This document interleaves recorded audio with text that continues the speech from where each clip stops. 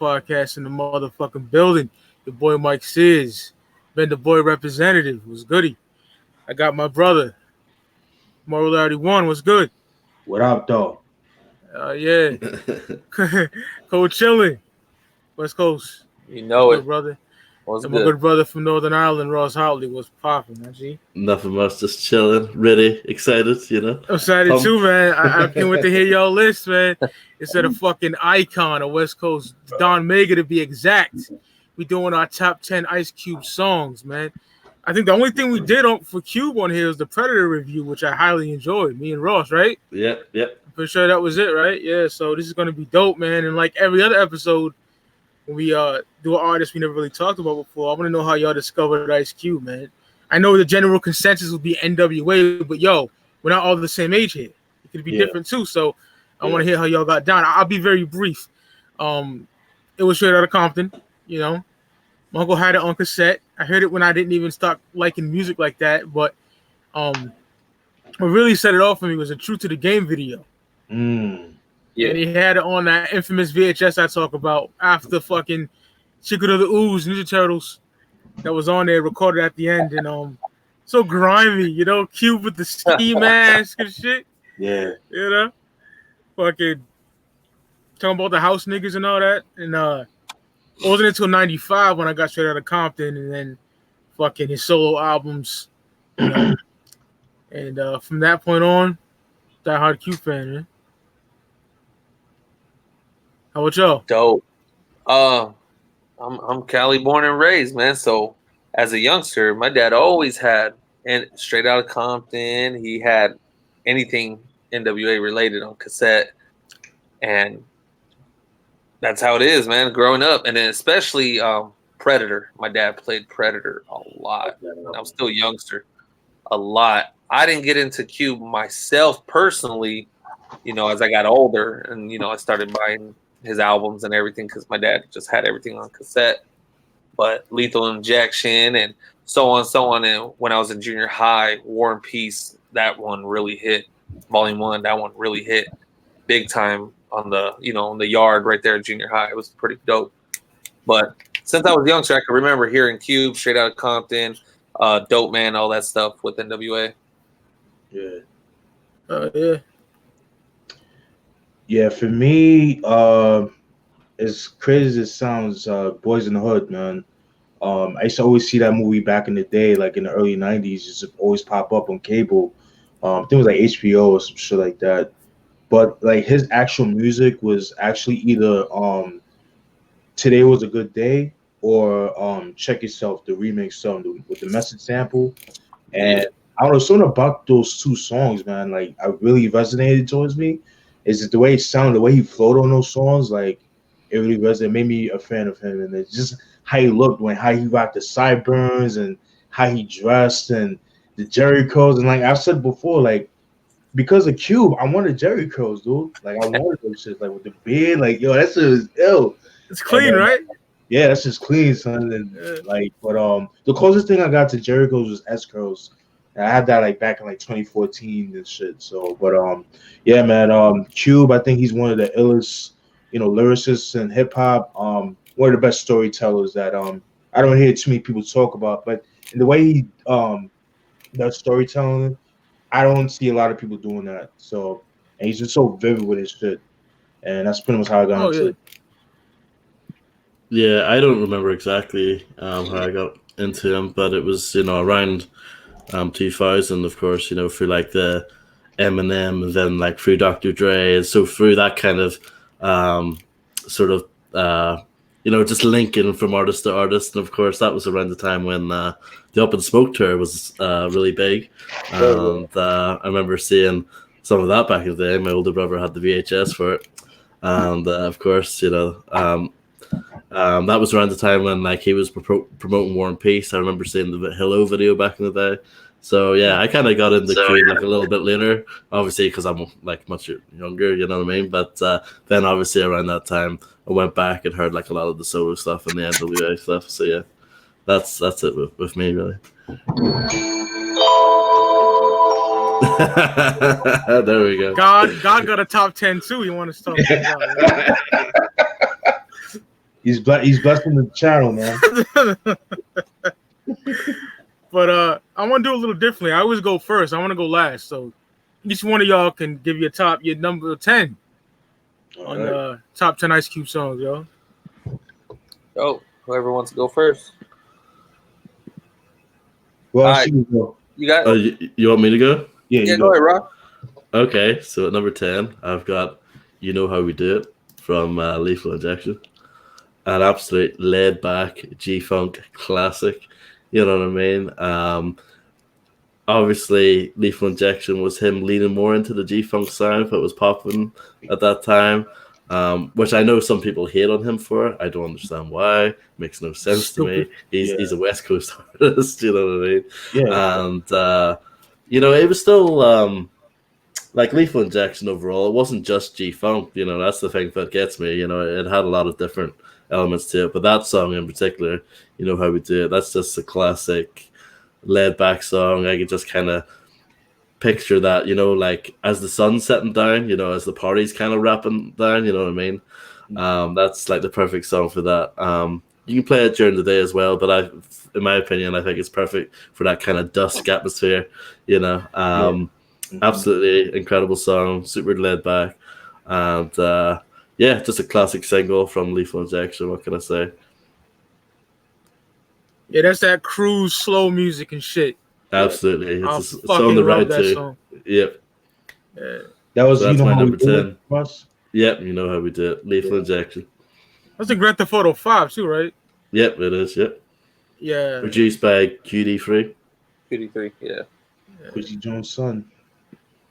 I'm gonna go with my number 10. I Rep the West from I Am the West album. Okay.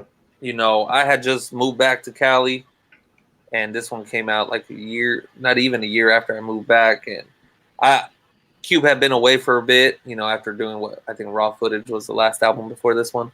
Yeah. And this single, I mean, we've been waiting in Cali. We've been waiting for like a state anthem. Ain't nobody really did a good anthem since California Love. So this one blew up everywhere. You were hearing it at sporting events.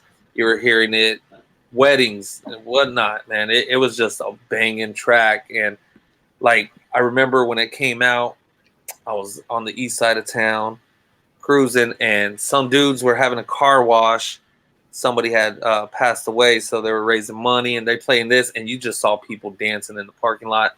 The album wasn't as great, but the single alone, I love the single right there. So I got to go with I Rep the West. He was just the OG coming back, putting everybody back in their place. Mm-hmm. I like half of that album. Yeah, I wrote with that. Yeah, it's not some of his great work at all. We know that. No. Fat Cat and all that. Oh, God, it's awful. I gotta check that album out because I always like kind of like. I'm not too keen on that. His latter work, like I'm not like a fan, like Raw Footage and all that shit. I'm like, I don't know about that. But so I guess I go right. All right. Yep. So my number 10, we're gonna go back to 1990. We're gonna go with the self-titled track, America's Most Wanted. Man, I love that track. Very like in your face, Public Enemy-esque. And back then that was a risk for him to do because it was a whole different sound for Cube. It's like, and I don't know how it was back then. Like, I don't know in the West Coast if it was like, oh, he went to the East Coast, he's selling out because he's doing that whole, Public Enemy sound. I don't know if it was like that, but man, like for him to collab with the Bomb Squad, the way they formulate their samples and to make it sound like something it doesn't even sound like the original is just phenomenal, man. And there was a line I like when he says, all the old school house fellas are crooks, so I get jealous looks. I love that. And I wish there was a video for that shit right there, but unfortunately it wasn't. I know it was a single, but there was no video for it. I think the only video from that album was actually Who's the Mac. And, yeah. But overall, man, like Cube is in this game, and like him, Sir Jinx, and Eric Sadler. I mean, you can't go wrong, man. Like that. He's just yeah. I love that joint, man. I love that. I could listen to that all day long. Like that's how much I love that song. So my number 10, America's Most Wanted. Hell yeah. Yeah. All right, my number 10, 1998, man. We going Ghetto Vet Ooh, of Oh, War and yeah. Peace Volume 1. Amazing. Yeah, now I'm not a fan of those albums too much, War and Peace. There's some absolute fucking heaters on that, you know what I mean? But overall, I'm not too keen, but this is his best, in my opinion, his best song after 96, in my opinion. okay. You know, the fucking, he takes like the concept of, a war vet, Vietnam vet, army vet, whatever the fuck, but in the streets, you know what I mean? Like gang banging shit. My house shoes get wet from the dew on the grass. Shit like that's so hard. The chorus, you know what I mean? So fucking hard. I can dance on the water and not get wet. It's raining bullets and I'm still here. Young good old nigga in a wheelchair. Like, that shit is hard body. I fucking love this song, man. It had to be on my list, y'all. Yeah. So Ghetto Vet, fucking off the War Disc, 98. And it's on the fucking I Got the Hookup soundtrack. Yeah, it appeared on there first, actually. Yeah. Was there a video for that? No, there should have been. No, I like driving around to that shit with the heat on the lap. You know what I mean? It's so hard, man. Yeah. I love that track. What you got, Ross? So next up for me, let's see, we've got at number 9, Giving Up the Nappy Dugout from Death Certificate. Yeah. Ice Cube, not really known for like his sex tracks, but this is definitely like number 1 for me as far as that stuff goes. If the bitch yells rip, we got the little hooker on tape. Like, that shit is so dope. It's very humorous song, you know what I mean? Very explicit, but he does it so perfectly.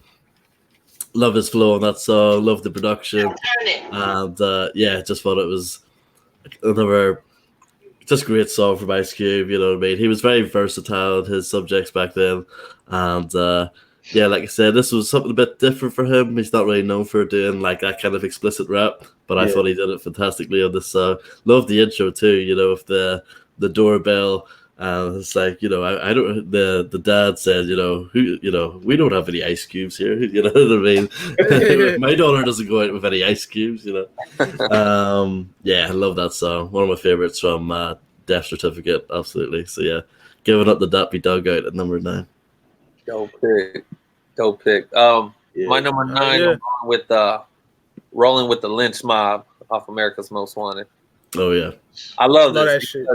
because, being his first solo album, a full album, he started his label and got his own crew going. He did his little anthem and everything because he had to try to distance himself from the whole NWA stuff.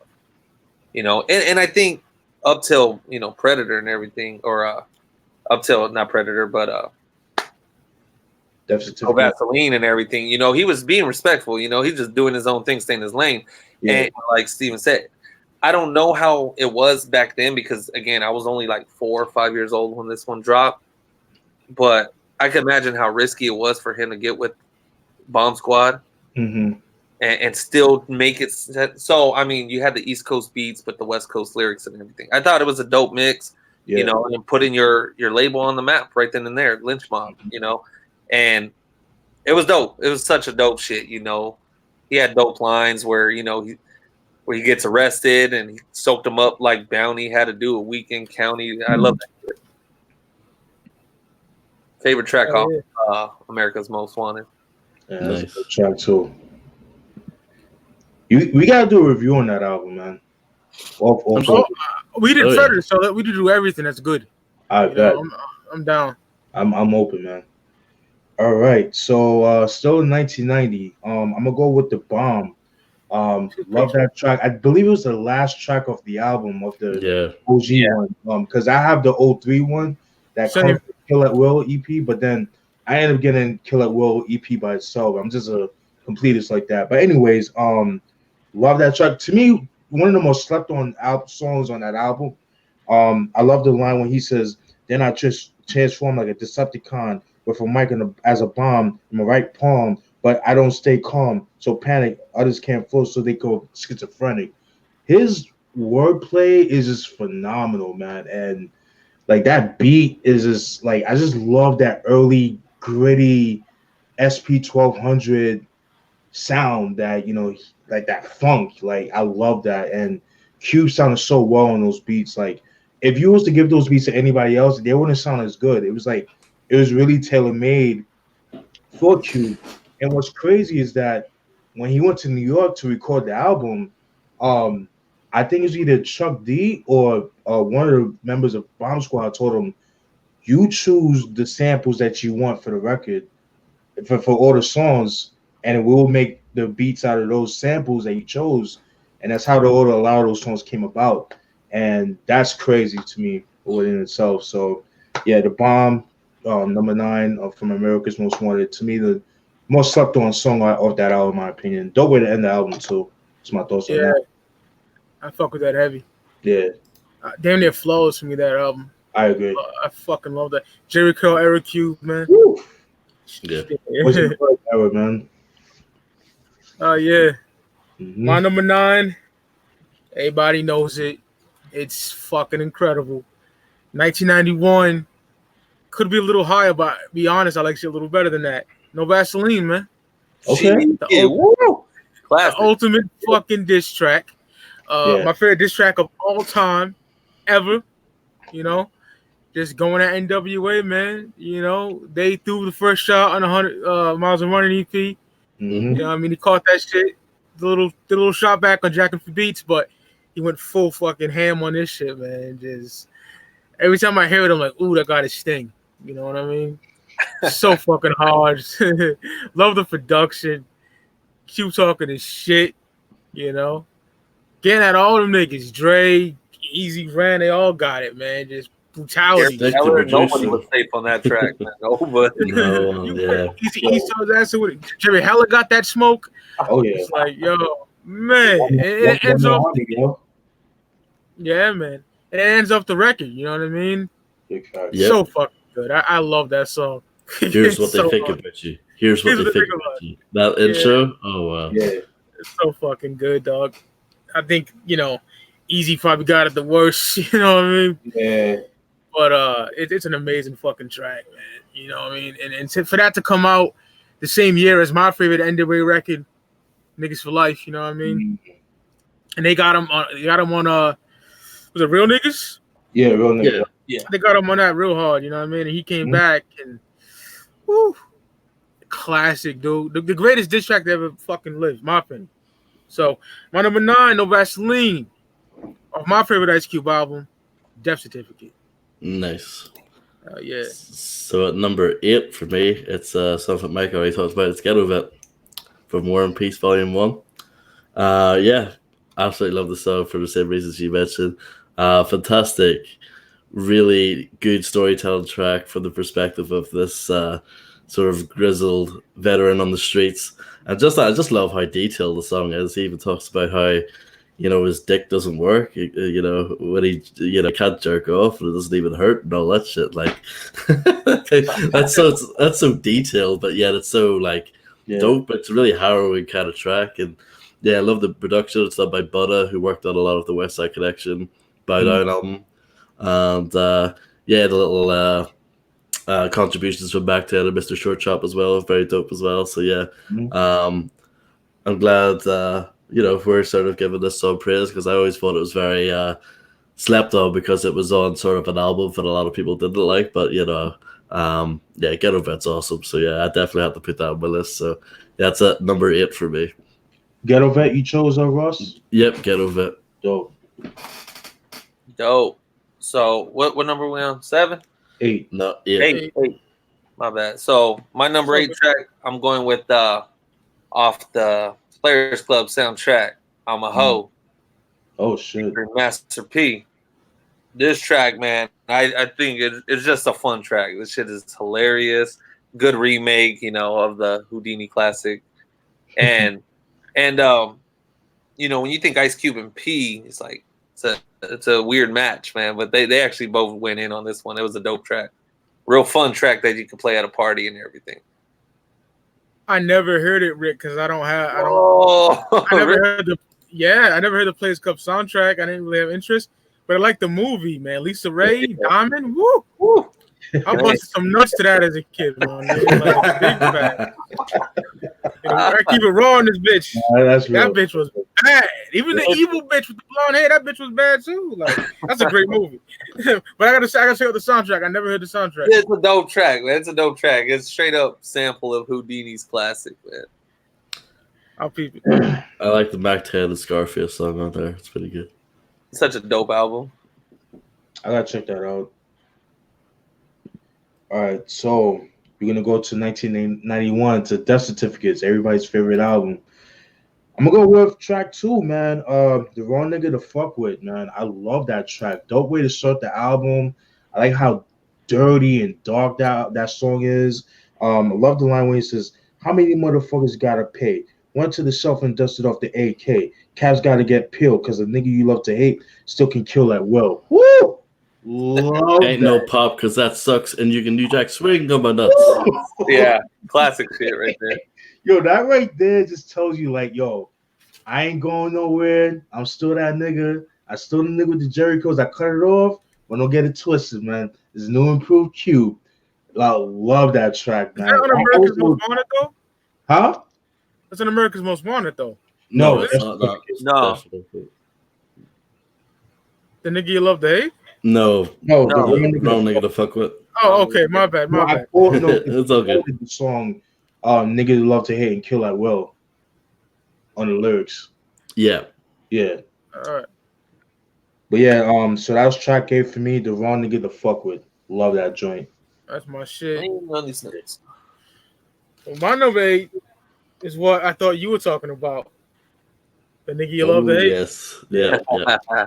That's my motherfucking shit, man. It's so fucking good. I love that shit. Great track. Fucking, the line I love when he's like, you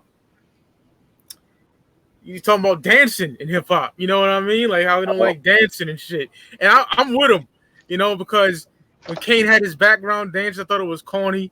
When I look at the EPMD Rampage video, these niggas dancing with the flat tops, I think that was corny. That's just me. I know it's of the time, but I didn't like it. Right. I like straight raw shit. So, I love when he said that. And he's like, you actually do it like Arsenio. As much as I like the Bicentennial, he's giving the studio some dishes. Just a fucking raw track, I love that shit, man. Hell yeah. Great track. Classic. Yeah, man. Fucking the production as well from the Bomb Squad, they killed it. So fucking good, man. Hell yeah. I'm sick of getting treated like a goddamn stepchild, Hell yeah. Great track. Yeah, so for me, it's Nigga You Love to Hate, man. Yeah, so Number for 8. me, moving on to number 7 for me, I've got My Summer Vacation from Death Certificate. Probably my favorite song from Death Certificate. Absolutely love that song. Love the storytelling behind that as well, where they're, Cube is basically relocating. He's kind of taking his gangbang into, was it St. Louis he goes to? And love the sort of way that progresses, just how he tells the track. Love that banging beat as well. That shit thumps in the background. And just love My Summer Vacation. Just like it's such a great track. And probably my favorite song from Death Certificate. So yeah, it's a banger, absolutely. So yeah, Fucking classic, man. Summer Vacation. We'll go with my number 7 off the Kill at Will EP, Dead Homies. Woo! Oh yeah, Yeah. Mhm. Jinx production. Great storytelling. Great, and again, Mike touched on it earlier. Cube never really gets the props for being a great storyteller. Yeah. No, he doesn't. And I love it, especially that third verse. I remember we painted their names on the wall for fun. Now it's rest in peace after everyone. And I think that's universal.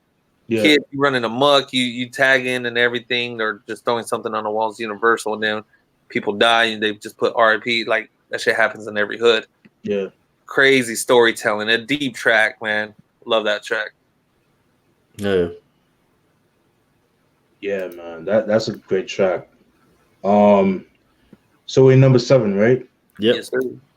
All right, number 7. We're still in 1991. Death Certificate. We're gonna go with a Burning Hand, man. Ooh. Oh yeah. And I love that track. Little trivia for some of you guys. The next time you guys watch Boys in the Hood, the scene where you see dude with the shotgun with Ferris and his boys and What a shit. punk. What Yeah, a fool. what up, fool? Mark. If you listen in the background, That's what they're listening to, right? you can listen to Bird in the Hand, but Yeah. he uses different drums. He uses the Peach President drums, and I would love to hear that version if that's even Only available. Steve would know that.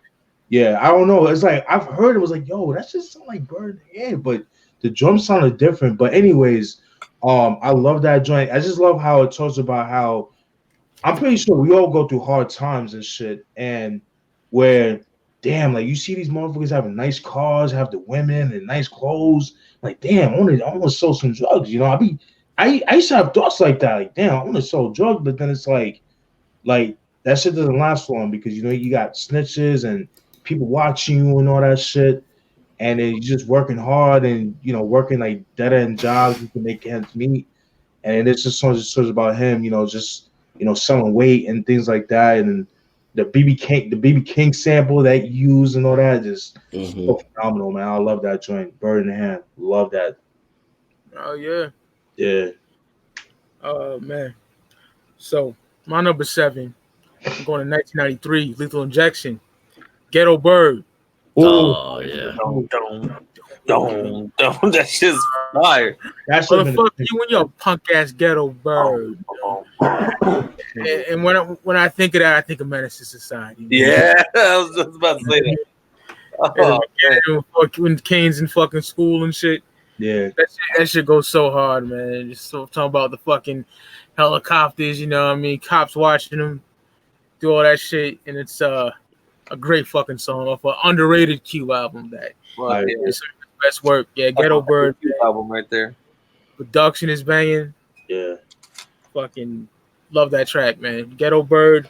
It's my number 7 off Lethal Injection, man. Fuck yeah. To me, Lethal Injection is Cube's answer to the Chronic album. Yeah. My personal opinion. It's my favorite album.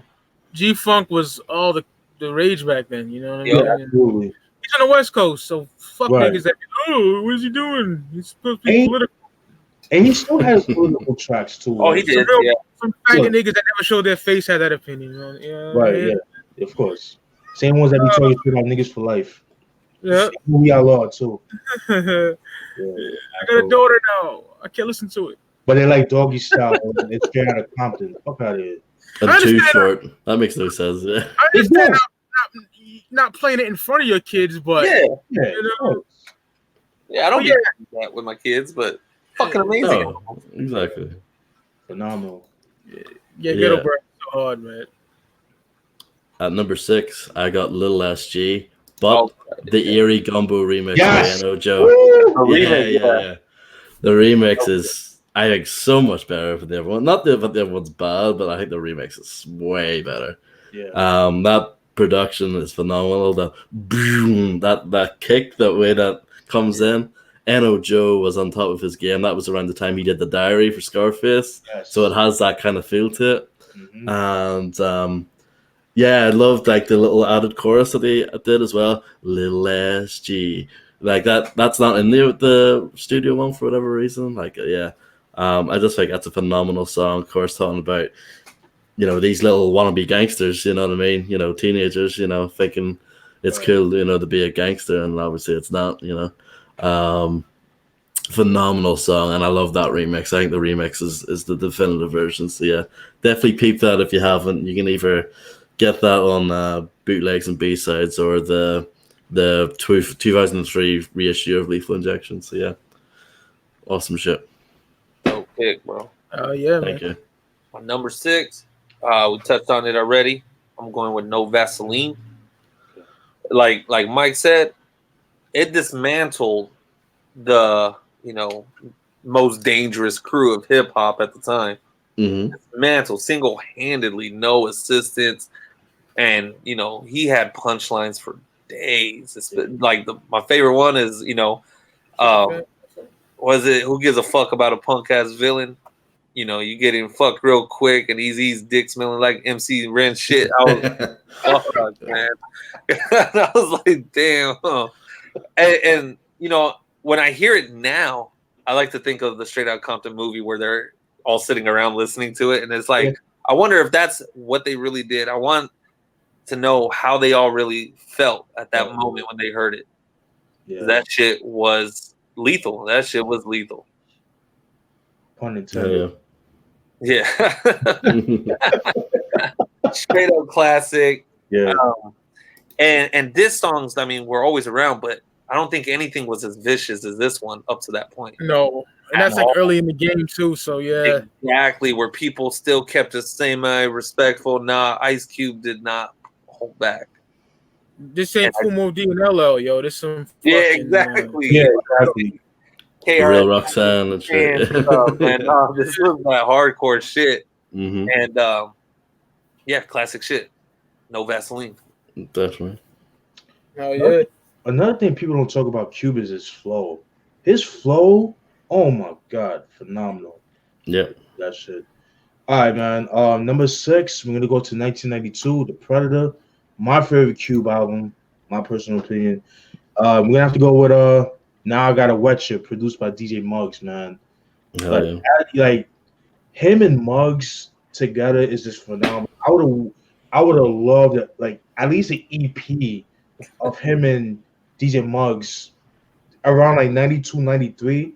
A full-length album or EP or something would have been so nice, but fortunately that never happened. There was a line I like when he says, "Loped in my motherfucking head. Gotta play connect the dots with my infrared. You in danger, Mr. Gangbanger. It ain't cool to take candy from a stranger with your drive-bys. It took time to catch you.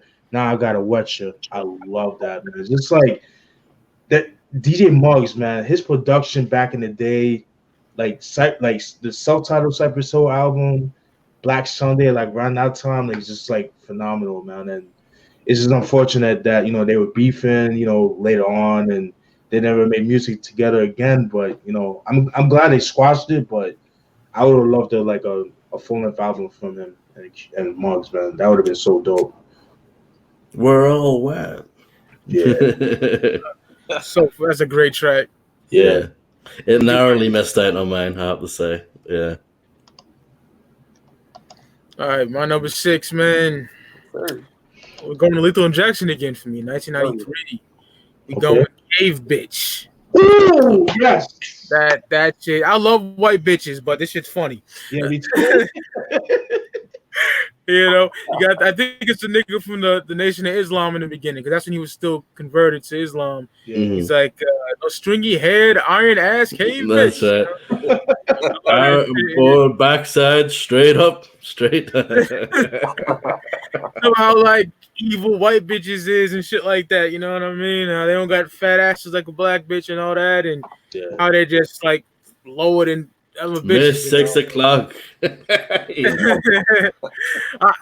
Being me, I fucked a lot of white bitches. I love white bitches, but this shit's funny. I die laughing, and it's the beat is banging. Oh yeah. And I don't know what's Brad G. Yep. Oh yeah, baby. That sample. I don't know what the fuck that is, but that shit. It's banging. Hard. Yeah. Boom, boom, boom, boom. Boom, boom. Yeah, bye. Classic shit, man. Yeah. I think it's hilarious, and it's hard as fuck. And that's my number 6, man. Of Lethal Injection. You know how to have fun too with it. Yeah. Yeah. He's a real versatile rapper. I hate to say it. It's kind of racist, but I love Racist Cube. That fucking. I thought it was the only one. I love that shit. The only one, bro. It's funny. Because that's the Cube that don't give a fuck. Yeah. Yeah, I don't take it literally either or seriously. You know what I mean? It's entertainment. You know what I mean? It's like, and like that's fun. the era. Like you see the video for fucking what is it? Really though? Yeah. Oh yeah. You got the fucking afro and the fucking flannel. I love that era. Like higher learning going into that. Yes. Yeah. Mm-hmm. I love that. Like Lethal Injection era Q was amazing, and Cave Bitch is a fucking banger. So that's my number 6, y'all. Hell yeah. Let's see, can we get mine up? At number 5, we've got Wicked from The Predator. Yes. Absolute banger, produced by Torture Chamber, featuring Don Jaguar on the hook. I love this song. Just a really good, just kick-ass song. Love the video, real grimy. It's got cameo from the Flea and Anthony from the Red Hot Chili Peppers. Yeah, in that there. running around and shit. Yeah, and I just love that song. Just a real banger. Like every time I listen to it, I'm just like, this is awesome. You know what I mean?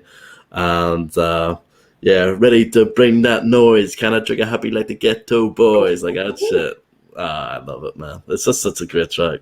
And I just miss singles like that. We don't get singles like that anymore. You know what I mean? Like it's still grimy, but at the same time it's catchy. You know what I mean? We don't get shit like that anymore. Yeah. Well, what are we on? Number 5? Number 5, yeah. I'm going to go with Ghetto Vet. Hell yeah. Touched on it earlier. I'm so happy 3 of us have it. You know, the storytelling on Ghetto Vet is just like, it could be a fucking movie. It could be a fucking movie, you know? Absolutely. Youngster banging on the streets and then becoming the OG, you know? And there's so many dope lines, especially where, you know, enslave us, but nothing can save us from Sporting Ben Davis. That's a straight up West Coast thing, man. We don't wear too much Dickies. You know, Ben Davis was always the one that we went to, but people would always think they were Dickies. And then I love that line where, to all the hood rat hoes, I'm fired. They mad because my tongue get tired because his dick don't work no more. He in the wheelchair and everything now. And I always caught that line like, damn, that it was funny, but it's fucked up at the same time.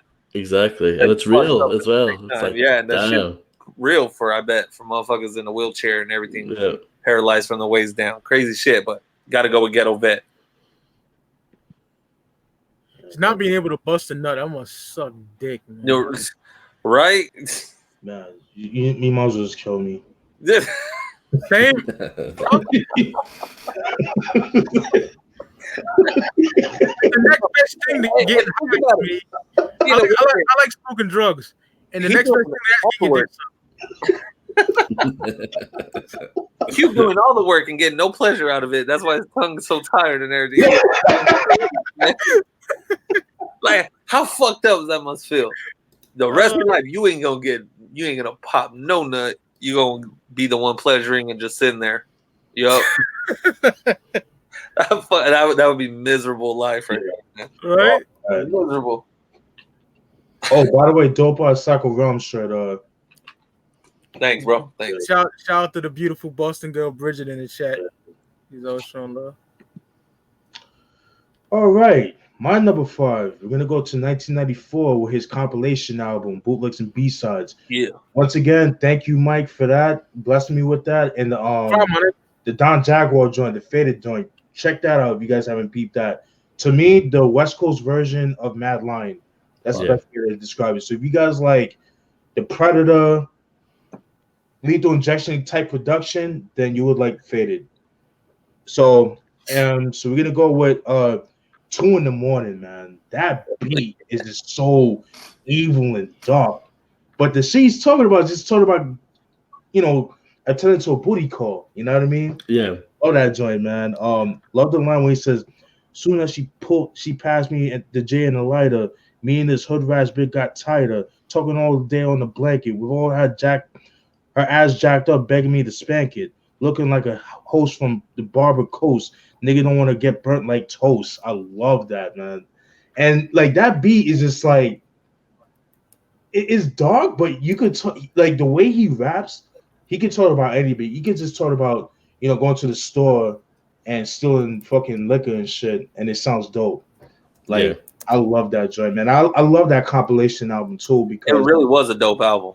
It really was, but unfortunately, I think that was just like a cash-in from Priority Records, because like you didn't really have any material, so it was just like songs that, you know, he put on, you know, from the Predator to Lethal Injection. So a lot of those songs are from that too. But that's a dope compilation album. I love that.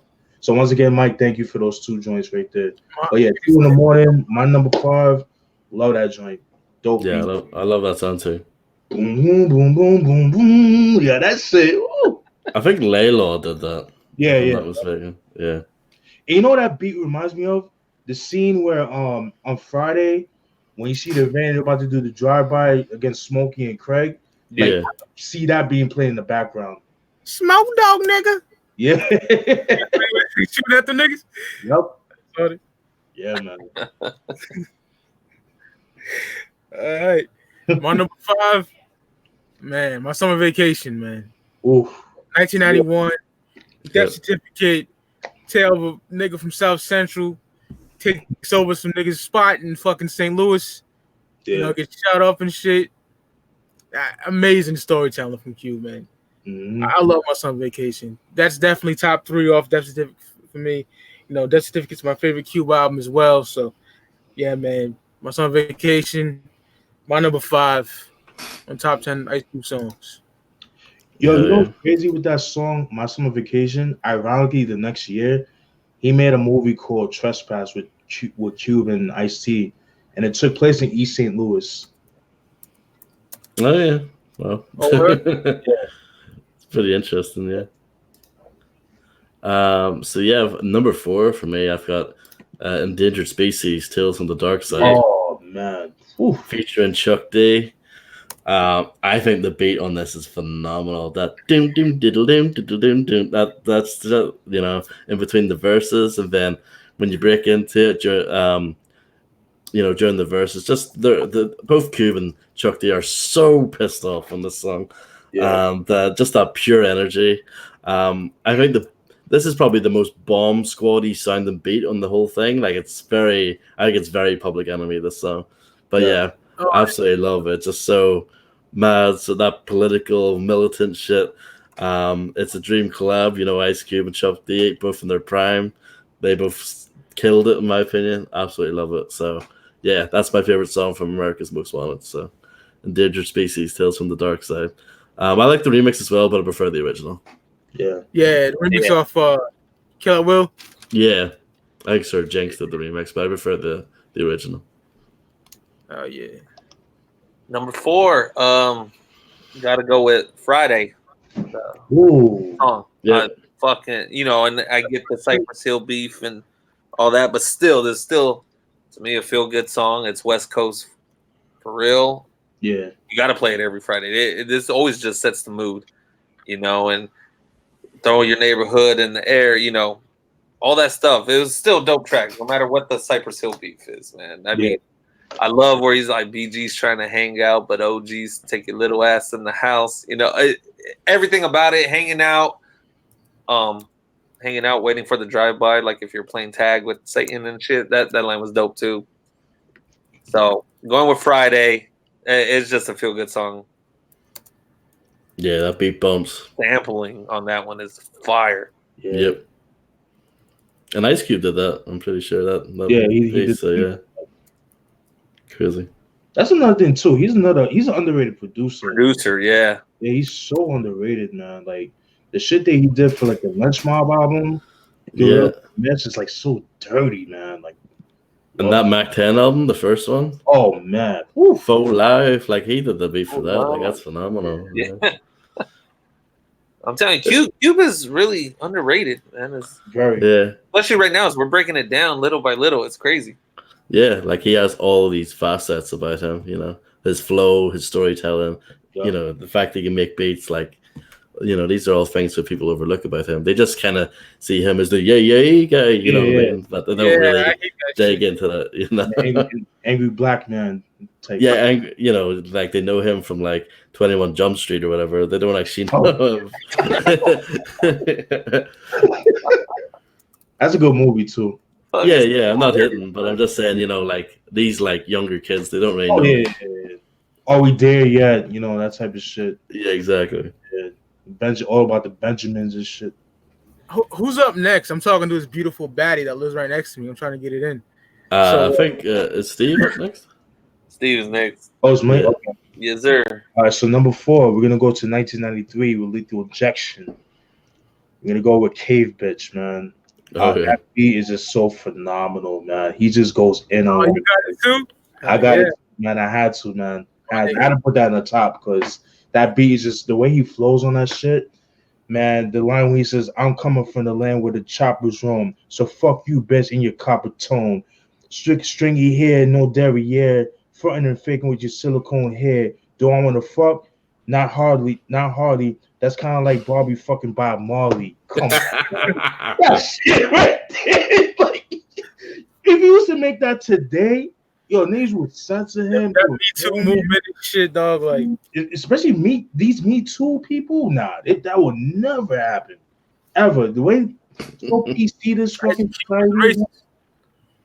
And I agree with you, Mike. I thought I was the only one. I like the racist Cube, man. Like, he was in his prime, and this is how he felt at the time, And I mean, obviously, you don't think like that no more, but that's why I miss about hip hop today is that it was a form of expression. It's about expressing yourself. He was expressing himself. You felt how you felt and how you did. He gave no fucks given, and that's what I like. But, now he's dad now. He can't really be like that. He like can. Character that was straight up how Cube was right there. Yeah, like I said, I love white bitches to death. Yeah, but that's funny. It's funny. But the white girls now that I've seen, speak down here. I can imagine. Yeah. Jesus Christ. Cave Bitch number 4, man. Love that joint. My number 4, man. Fuck, man. This shit is like incredible. One of my favorite songs of all time, not just Q, man. Off Murder Was a Case, 94. Woo! Natural Born Killers. Barrel 1. Ooh. That shit is so hard. Got a nigga walking down the street with his girl. Like, hey, nigga. You and your bitch, what's up? That's so hard. Well, you fucking with me. Fuck you, nigga, because I can. You know what I mean? It is so hard. You know what I mean? One of the hardest lines is the motherfuck Charlie Manson. Yeah. Hit him with a brick and I'm dancing. That's talking about Reginald Denny. Yeah. One of them niggas pulled him off the truck and hit him with a brick and did like a little dance and shit. Yeah. You know what I mean? So him and Dre going back and forth. Oh, it's so hard. And they were gonna name the album or the group Helter Skelter. Yeah. Charles Manson, he was going off with it. Yeah, man. I think it's amazing. That shit is hard as fuck. Yeah. I'm a wrestling fan, die hard. Shout out to New Jack from ECW. That was his theme music, and he would play that throughout the whole match. Oh shit. Staple guns and shit. Wow. You know what I mean? Yeah, that's amazing, man. And I wish the Helter Skelter album did come out. Yeah. One of Dre's best beats. Do you think that exists somewhere in Dre's vault? Nah. Enough tracks? I don't think so. I don't think so. I think we would have heard something. Thousands of songs in that vault. Oh, I'm sure he does. Yeah. Who knows, man? Who knows? And I'm pretty sure he has a solo album that he dropped around like '96 on the Aftermath era. Probably just sitting there. Sure he has some joints like solo joints that he's done, but that's in the vaults. That's never coming out. I doubt it, anyways. It's so one of the hardest tracks of all time. It's back and forth, Drake Cube. Yes. Video's dope. That beat is fucking. Yo, Ross, who produced that? Dre and Sam Snead. Yeah. Sam Snead too. Yo, Sam T, another one that's underrated, man. Him, Butter. Whew. Oh yeah. Absolutely. Whew. I just want to I don't know if to say that. I just want to roll down your window and just stop. You know what I mean? That shit is fucking hard. Grand Theft Auto should have been in the game, man. Yeah, that shit is like hard body. So yeah, I don't want to go too long. What you got, Ross? I just want to say I didn't include that on the list because I see that as Dr. Dre and Ice Cube. So I kind of disqualified it from my list. You know what I mean? But I would have had it on there. You know what I mean? Yeah, I said fuck it because Rick even had P and Cube, so you know what I mean. Yeah, I couldn't leave that out. I couldn't. I know what you're saying, Ross, but I couldn't leave that out. No way, fucking hell. I just focused on the I'm with you, Ross. I could do the duos, but I left like the West Side Connection stuff off. Yeah, exactly. Yeah, same here. But I figured that's a Cube song anyway with Dre in it. Yeah, I could do featuring one other person. That's cool. Yeah. That was just as much Cube as it was Dre. And Cube probably wrote the whole fucking thing anyway, so. Oh, yeah, of course. Yeah. So that's more Cube than it is Dre. Yeah, So you yeah. can tell, especially with Keep Your Head Ringing. That's all Cube right there. Yeah. Oh yeah, I love that song too. Yeah, me too. So at number 3, I got Ghetto Bird. Mike talked about it earlier. But yeah, absolute banger. One of the best G-Funk productions I've ever heard in my life. QD Free, that intro, boom, boom, boom, boom. Woo! You know, with the helicopter coming in and yeah. Like I never really heard that, but you know, before that song, you know what I mean. I know like Exhibit and stuff took that, you know, did that later on, but you know, as far as like hearing that before that, you know, I never heard the, you know, the signal, you know, to let people know like, oh shit, you know, there's one time, you know what I mean. So that was cool, and then just the song again, another really good storytelling track. You know, he's just going through this kind of getaway situation, and I love, you know, in the verse first, you know, he's talking about, you know, the helicopter up in the air, you know, thinking that all the girls around here are tricking, you know, thinking that, you know, I'm up to something, you know, even though I've just got my pad and my pencil, you know what I mean? I'm not up to anything, you know what I mean? I love that shit, you know. I think it's an incredible song. And I don't know why, like, I love Really Do off Lethal Injection, but I don't think that's single material, personally. I think Ghetto Bird should have been single instead. I agree. Yeah. I've always felt that way too. But I love Really Do. I think that's an incredible production. But yeah, Ghetto Bird, number 3 for me. I love that song. Dope video too. Oh yeah. Oh yeah, the Really Do one, yeah. Yeah. With Be Real, yeah. Everything goes my way. I'm excited as fuck right now. You reading the chat? This is you know, a good podcast, you know what I mean? Oh yeah. Number 3, I gotta go with Until We Rich off War and Peace Volume 2. Oh yeah. We were talking about this in the group text the other day, and it was just, I think this one gets really slept on, even though it was a single. It was popular back then. I don't know why it never made his greatest hits, and people forget about this track. And him and Crazy Bone on the hook. Production was dope. This was like a transformation of Cube. This is the more mature Ice Cube coming out. Right. And he's grown now, man. And it was just some OG spitting game to the world, you know. And I fucking love this track. I love this track so much. It's just feel good track. I love it too. It's not on my list, but I love it too. I think it's a real slept on track, like you said. Trying to be an OG like me, chasing dreams, pulling more schemes for wealth. Best thing in life is health. Be yourself, you know. And it's true. It's true. You know, people always complain, you know, the whole money thing, you know, just be thankful you in good health, you know.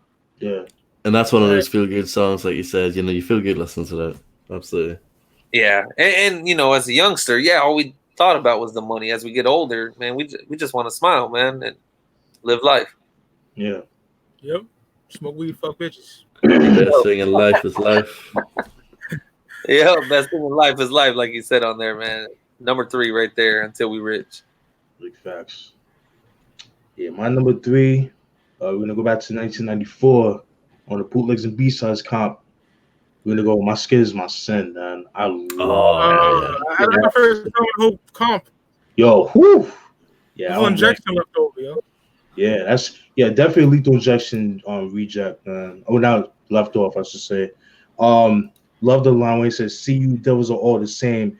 You're gonna down a congregation in Jesus' name, using my name as a scapegoat.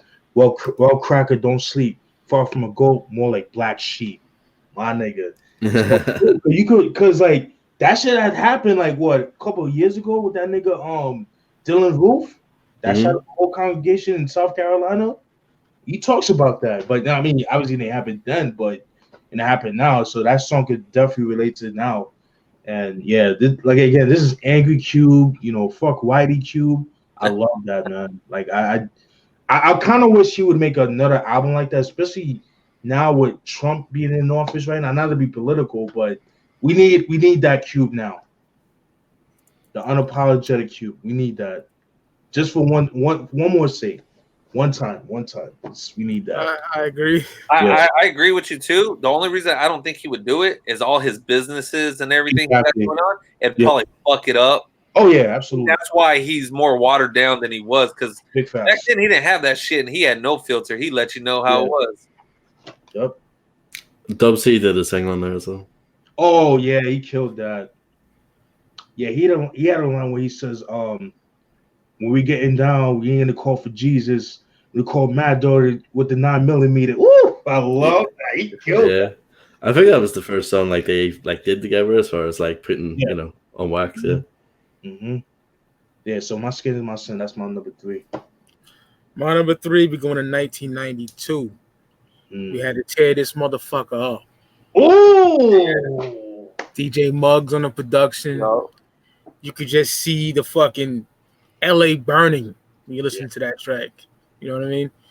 The riot, you know, the Rodney King riot and shit like that, man. LA riots. We were going through it at that time, man. No one give a fuck about black people.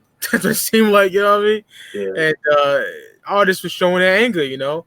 The Chronic was being recorded where that shit was going down. Fucking this album. Fucking just make it rough. That shit's hard, man. Shit is so hard. You can just, you know, tell it's Muggs by the first opening notes of it, you know? Yep. And if you got the right system, it bangs hard, yo. Oh yeah, I could imagine. I got on the, you know, on my iPod and the Spotify playlist. Hard as fuck. Love that track, man. Yo. Muggs Yeah, make yeah. it up. Boom, boom, boom, boom, boom, boom, boom, boom. Yeah, that's it. Banging. Make it rough. That shit's so hard. Yeah. So at number 2, I've got When Will They Shoot, also from The Predator. Yeah. First proper song on the album. I think it's an incredible song. Again, super pissed off, you know, very political. You know, but I'm the OG and I bust back, boom, boom, bust back, boom, boom. Give me room and I'll fire up the sun. Like that shit is amazing. You know, he's going at his critics, you know, from the previous album, you know, you can sing like a jaybird, but nigga, don't say the J word. I thought they was bugging because to us, you know, it's like Uncle Sam without an oven or so, you know, burning our black skin, find a neighborhood, then push the crack in. Like that shit is amazing. I think it's such an incredible song, and the beat as well drives with it perfectly. And yeah, I love it. And then even at the end, you know, he gets killed in the song, you know, at the very end, and then I heard a shot, boom, you know, like that's what can I say? I think it's an absolutely amazing song. So yeah, that's number 2 for me. When Will They Shoot from The Predator? That's a great song, man. Yeah, that's one of my favorites too, man. Yeah. Great track. Number 2. Piano, clapping. My bad, Rick. Oh no, it's all good, man. Go ahead. My bad. No, you go. I was just saying the beginning of the song when it's like clapping with the piano in the background. Yeah. Yeah. Oh man. Oof. Number 2, I gotta go with It Was a Good Day. Nice. My number 2 Ice Cube song, classic. You know, DJ Pooh did his thing on the production. Mm-hmm. This is West Coast for real, and everybody's had a good day where everything works in their favor and shit. You know, this is an ultimate cruising track. Yep. I can't really say much about it. Everybody knows this song, and if you don't, then something's wrong with you. But It Was a Good Day, my number 2 track. Yeah, that's such a timeless song. Yeah. You know, that's a song like how Juicy is played all over. I feel like that song should be played too. Like how Juicy gets played. Yeah. That's me personally. Yeah, it gets played a lot out here in Cali, and fortunately, I've never got tired of this track. You know? Oh no, definitely not. The Isley Brothers sample and everything. It's just amazing. Yeah, man. All right. My number 2. So we had to tear this motherfucker up as well. I love shit. This song, man. Like, the reason why I love The Predator so much is because, like, you could feel LA in 92, the riots. You could hear the anger. I don't know. I'm an angry motherfucker. So, me and Mike, we both angry motherfuckers and shit. So, yes, sir. You can feel the anger in this song, even in the album. That's what I love about it. Like, you feel the LA riot, you feel the racism that was going on at that time. And then, yeah, I was 5 years old, but I remember seeing like the news clippings and all that shit. And even like when you watch the movie Poetic Justice in the beginning, you see like the burnt down, buildings and the stores, because even though that movie was filmed in 92, but it came in 93, but you could just feel that. It's just so dope, man. I love the line when he said, "Oh, what the hell? Throw the cocktail. I smell smoke. Get the fuck out." Ice Cube lucked out. My nigga had this truck out. Then it gets stuck out in front of that store with the Nikes and Adidas. Oh, Jesus. Western Surplus got the heaters. Meet us. So we caught the nines and the whatnots. Got the Mossberg with the double-eyed buckshot. Come on, man. Like, you can just picture the riots. That's the whole riots. Like, motherfuckers getting the gats. We about to loot the fucking store. Get what we get, the TVs, the food, and all that. That's all in that one lyric, man. I love that, man. I don't condone that, but that's just what it was. I mean, it's. I'll be grabbing free shit too. Fuck. Yeah, if it's there, yeah, I'm grabbing that shit. Yeah. Fuck yeah, to provide for my family, yeah. They steal from us all the time, so we still back. Fuck it. Take on some fucking falling down shit. You know what I mean? Oh yeah. Oh yeah. Yeah, smart thoughts on that. So we on number 2, right? Yep. Yeah. Alrighty, man. Fucking for me, 1990. Once Upon a Time in the Projects. Oh yeah. Time in the projects. Yo. Damn near had a record hole. Yeah. Going into, meet a bitch in the projects, and her brother comes up like throwing up gang signs, asking him what said he claiming. I don't bang, I rock the good rhymes. Whole scenery reminded me of good times. Fucking little brother with a shitty diaper, a fucked up black and white TV. You can just picture all this shit. That's the fucking quality of a good storyteller. Yeah. And Cube got that, you know what I mean? Yeah. Love that track, man. He gets caught like in a raid, mama selling crack, all that shit, you know what I mean? What was the song you chose, Mike? Once Upon a Time in the Projects of American Most Wanted. And the Redman sampled that too.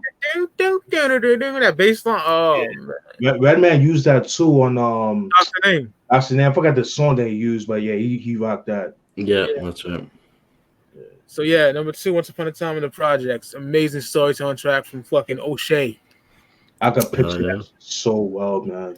Same. I love that shit. Like, I can see that being played on Master Society. Yeah. Oh yeah. Whew. Yeah, so for me, it's number 1. And you guys talked about it already. Make it rough. Your mugs, make it rough. Oh. Wow. Can I talk to the Grand Wizard? Then boom, make him make the barrel. Modern day Pharaoh. Then he stepped up like Lever Tuscadero. Pretty soon, Will Cat starts a coon. Hit him in the brick. Hit him in the face. Think of it. What is that? Yeah. With the AK-40 dick. Oh, man. Yeah. Absolutely love it. Like you guys said, that production as soon as it kicks in, boom, boom, boom, boom, boom, like that shit, phenomenal. And like you guys said, that shit captures the LA riots perfectly.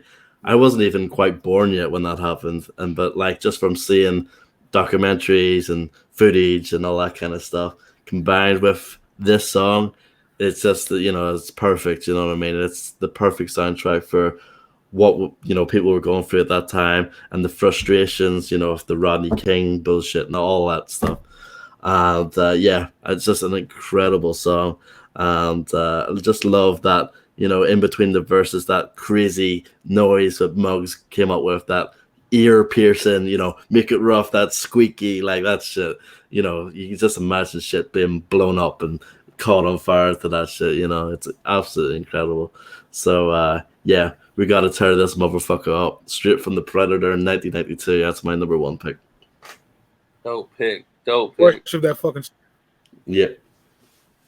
My number 1, I got to go with my favorite Ice Cube song of all time. You know how we do it. Lethal Injection is my favorite Cube album of all time.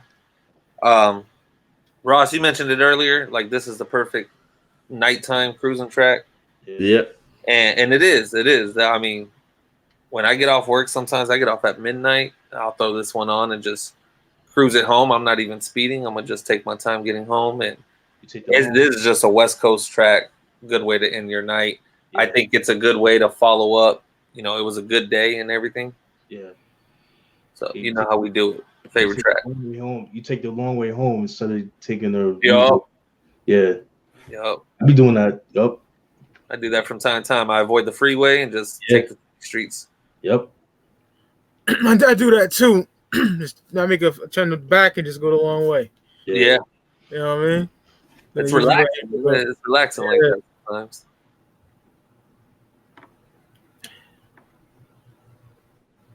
Oh, my bad. Sorry. My number one, man. I wanted to put We Had to Tear This Motherfucker Up, but it was hard, man. But this song right here, man, the beat alone is just. Whew. We're gonna go back to 1990. No shit. I'll be right back. All good. Oh, you good? You good? All right. So my number one, I'm going back to 1990. Who's the Mac? Yo, I love that shit, man. That beat and the shit he's talking about is just so ill because we all could relate to that shit, man. Like, you know, whether, you know, you don't even have to be a pimp, but, you know, you meet with a chick that likes to play games and shit, talks about all that shit. And then the dudes that they go with, it's like they think they're a pimp, but then it's like they be broke as fuck too. Yeah. It's like, what bum ass nigga, yo? Like, yeah, man, there was a line of the first verse alone just solidifies the whole track. Like when he says, "Who's the Mac? Is it some brother in a big hat thinking he can get any bitch with a good rap? Rolling with a fucked up Lincoln, leaning to the side like it looked like he's sinking into the leather interior. This nigga think every girl's inferior." Again, that whole line right there, it just, I stand corrected what I just said. It's like you see a good-looking dude, light-skinned. No offense, Mike, but you know they always go for these light-skinned niggas. That, you know the light-skinned niggas with the hazel eyes and shit. You know this shit. We always be. They're them soft niggas that wear button-up shirts and shit. Yeah. They go the ways and then they be shopping together and shit, buying Jordans and shit. Trying to rock that fit like Jay-Z, the Hoverline. Yeah, yeah. Fucking. They go for those kind of dudes like that, but then when you chill with them, you see how they really are. They busters too. So yeah, so I love that track, man. And the video's dope, and yo, you could tell it was hot that day. Like you could see like the LA heat wave. I know Rick knows what I'm talking about. That hot West Coast heat wave all year long. I could like I never been to the West Coast. But I could feel that heat just watching that video, man. All year long. It's February and we don't even wear sweaters. Jesus Christ, man. But yeah, I can't even imagine that. Yeah. and the thing is with the West Coast, they got that desert heat, so yeah, it's dry. You don't sweat, but you get exhausted. Like that's how hot it is. So I could only imagine. Like down here in Florida, like we have to do with humidity. So, but anyways, man, Who's the Mac, man? I love that track. You know, the video's fucking dope. You see Jerry Curl Cube. You know, we got the Ill Lynch Mob shirt that I want. You know, I want to get. Yeah, man. That song is just timeless, man. I think that's one of his most underrated singles, in my opinion. I don't really hear too many people talk about that. You know, people always talk about It Was a Good Day. You know how we do it. All great songs. Other like I forgot the other songs that he did, but Who's the Mac? Yeah, you know how we do it in Friday and all that, but Who's the Mac for me? Just like something about that song is just hypnotic, man, and I love it, man. The beat alone, it's like that. You know, you driving at late at night just looking for hoes and shit. I mean, you know, you trying to look for some hoes and shit. You know what I'm saying? You go to the club and shit. All right, let's go home. You know what I'm saying? Breaks up that bitch. You know what I'm saying? Yeah. I have to say, I'm very surprised by that pick. I was not expecting that at all. I don't know about you guys, but yeah. Dope. I like that, yeah. Oh, yeah. My favorite Ice Cube song of all time, 1991 off Death Certificate, man. If you know me, you know what it is. A Bird in the Hand, y'all. Yeah.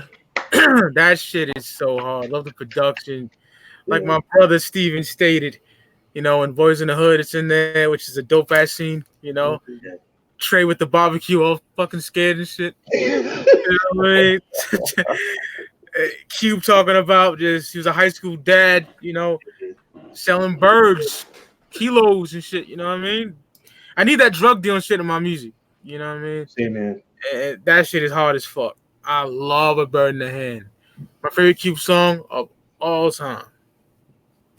Dope picks, everybody. I enjoy the fuck out of it. Me On your too. list, everybody had dope lists, man.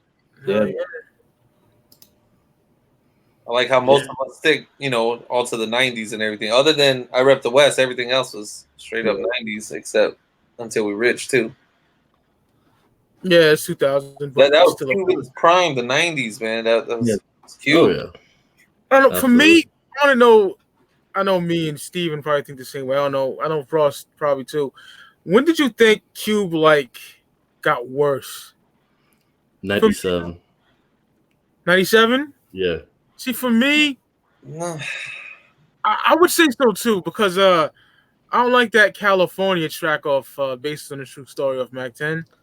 Like he started rapping differently. You know what I mean? Yeah. He changed it up, yeah. Yeah, and then the War and Peace, even though I love Ghetto Vet, there's a lot of songs in there that's absolute trash. Yeah. You know? And he had a good slew of songs throughout afterward, but it's not the same, bro.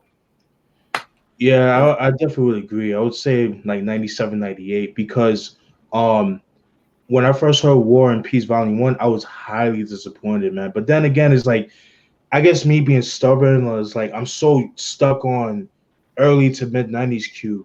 You like the Bomb Squad stuff. Right. And then but I'm more like, it's like Predator is my favorite album, so I'm more Predator, Lethal Injection Cube.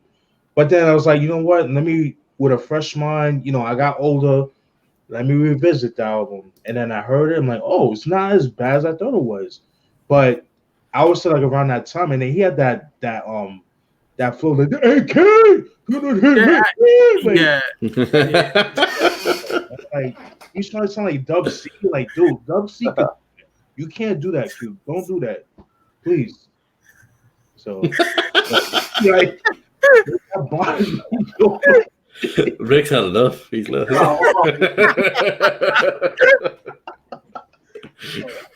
I hate that shit, Steven. I hate when he does that shit. Oh my god. Oh, and even on the second album by West Side Connection, Terrorist. That one's horrible. That one's horrible. It's like it had like 2 or 3 songs I like, but the rest, it ain't no bow down, man. I'm sorry, man. That album cover is hard as fuck. Yeah, it is. Yeah, it is. Got, you know, Cuba ain't a GD, but he's working that folk shit. And then you got the Blood and Crips. That's so hard, you know what I mean? I always thought he was Crip at one point for some reason. Cuba just a nigga that he got as neutral as you could get out here in Cali. He just rocks the good rhymes. Yeah. You know, but I think Cube in the 2000s, when he started focusing on movies, that's when he went. Big facts. He went down south. You know, I love War and Peace 1 and 2, you know, the Mac 10 stuff. I love that stuff, you know, because he came more with the West Coast style and left the Bomb Squad production, more the East Coast production back over there. Yeah. But War and Peace Volume 1, I said this before, there's a southern tint to that album for sure. Like, because he recorded some of that in the South. And the fact he was working with like N.O. Joe and stuff, and he even had Master P, like the other skit. You know what I mean? Yeah, MP. I could definitely sense the No Limit influence on that album too. Yeah, the fact that it's long as hell. Yeah. What, 24 tracks or some shit like that? I don't know if it's as many as that, but it's a long album. Yeah, it's 18 tracks. 18. Yeah, it's pretty long. Yeah. Oh, I forgot to mention, I like Korn's cover to Wicked off the second. No, I don't. That shit. Woo. I do too. But Steve, Ross don't like Korn anyway. So. Oh yeah, that's true. I love Korn. A lot of people like Korn though. I'm surprised. Yeah. Don't like them. I love them, but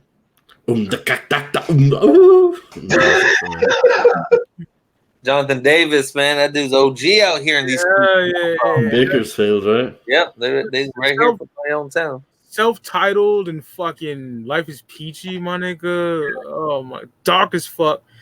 You know, Follow the Leader I worship. I love Follow the Leader. Yeah. Is a Nice Cube on that album? Yeah. Fuck dying.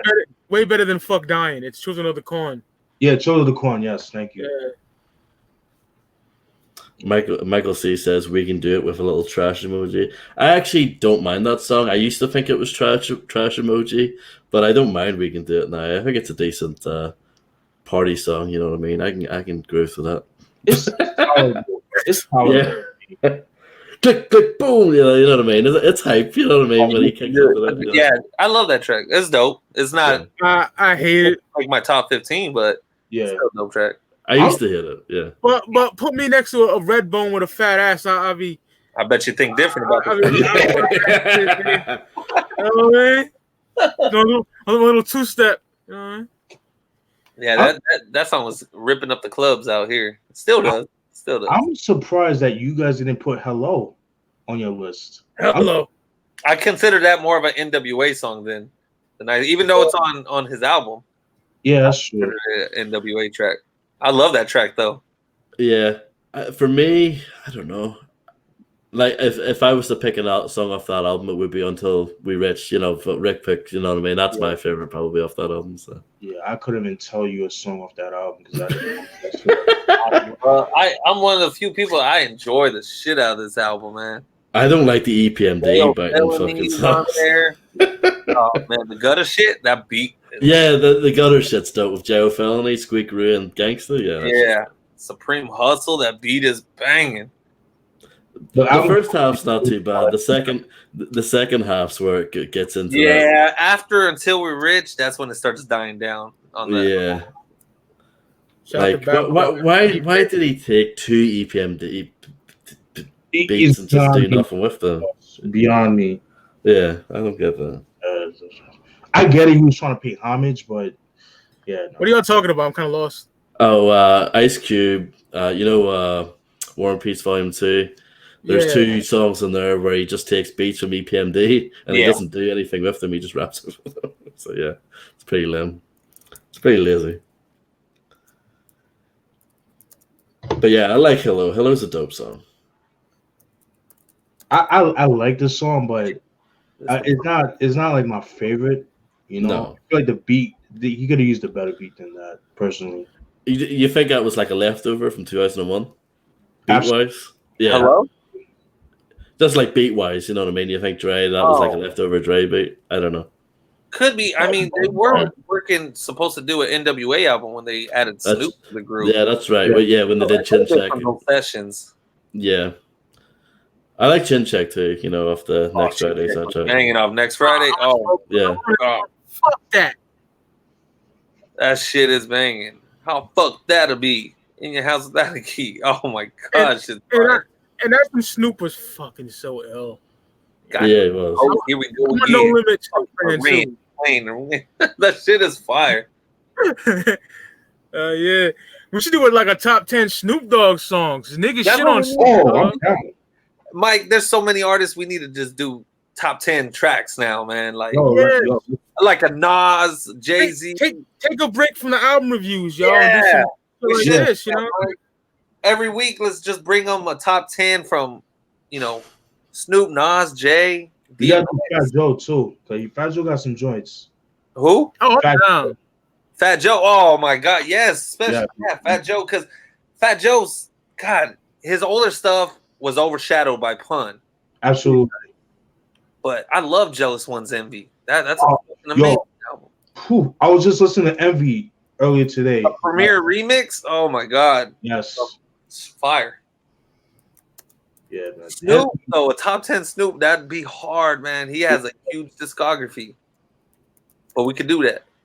I'm down. Let me know. And Nas, he need a top 10 track too. That's hard too. Nas is possibly my favorite rapper of all time. It's like it ping pongs between big fucking ghosts, you know. Not top 10 track from Nas would be banging.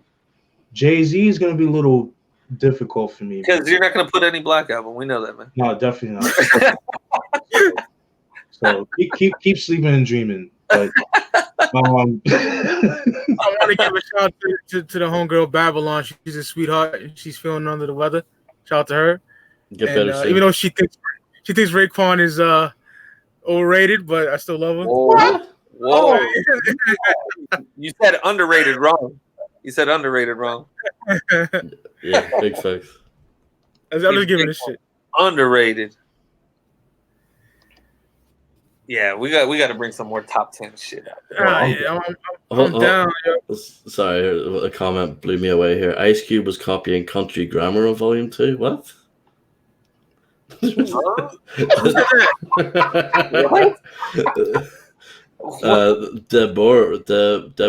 Slauson said that. Oh, Deborick's a fucking lunatic. Yeah, but Volume 2 came out before Country Grammar, yeah? Yeah, well, I think so. I believe so. I'd be wrong. Sounds nothing like it. At all. Yeah, nothing. Crazy JP, a fellow Bender boy, he said Steve looks like Isham. I don't see it. I think it's the shades. I think it's the shades, yeah, because he wears similar shades to that sometimes, yeah. But that's it. Yeah. Apart from that, no. Yeah. And to the chat room, I hope y'all caught the Fudge White reference that Steven did. That's why I did it. Yeah, I know. I just hope they caught it. Yeah. Higher learning. I hope y'all caught that. Yeah.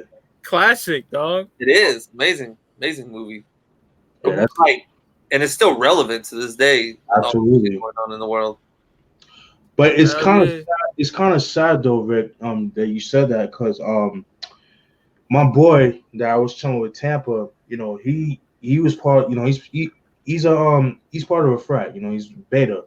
Yeah. And you know, we was talking about how like that whole college spirit is gone. Like it's no more. Like you'll never see like any more of the college, like, you know, school days or higher learning or like all these as far as like the movies and stuff. Like movies and just like the overall environment. You'll never see that being prevalent again. Like in real life. Well, I mean, my brother, he just graduated from a big university and everything. Going over there now, walking on the university, I got to see a lot of that stuff still goes on. Right. It's not out there in the media much. Rome Bone, my brother, he likes Country Grammar, man. It's not a horrible album. It's not a great album either. It had moments. I couldn't even tell you if I listened. I didn't even listen to the album, so I couldn't even tell you anything. It had a couple of tracks.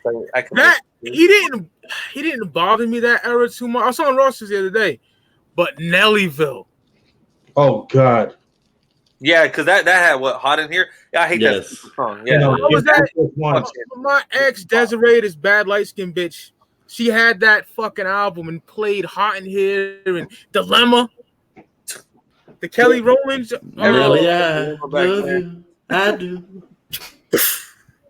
You know, every day, every fucking day. The music video where he sends a text through an Excel spreadsheet. Don't know how that works. I didn't really do that, Ross, because I'm like, I've never seen that in my life. What was that all about? I hate a lot of music, but that's one of them, dog.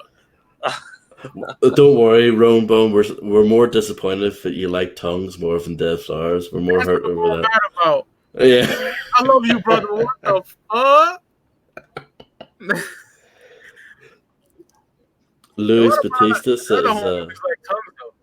"Oh yeah, I know a lot of people love Tongues. I don't get it." Yeah. Luis Batista says, "Ice-T, OG Original Gangster, or Ice Cube Lethal Injection." That's tough. We'll go with Lethal Injection. Yeah.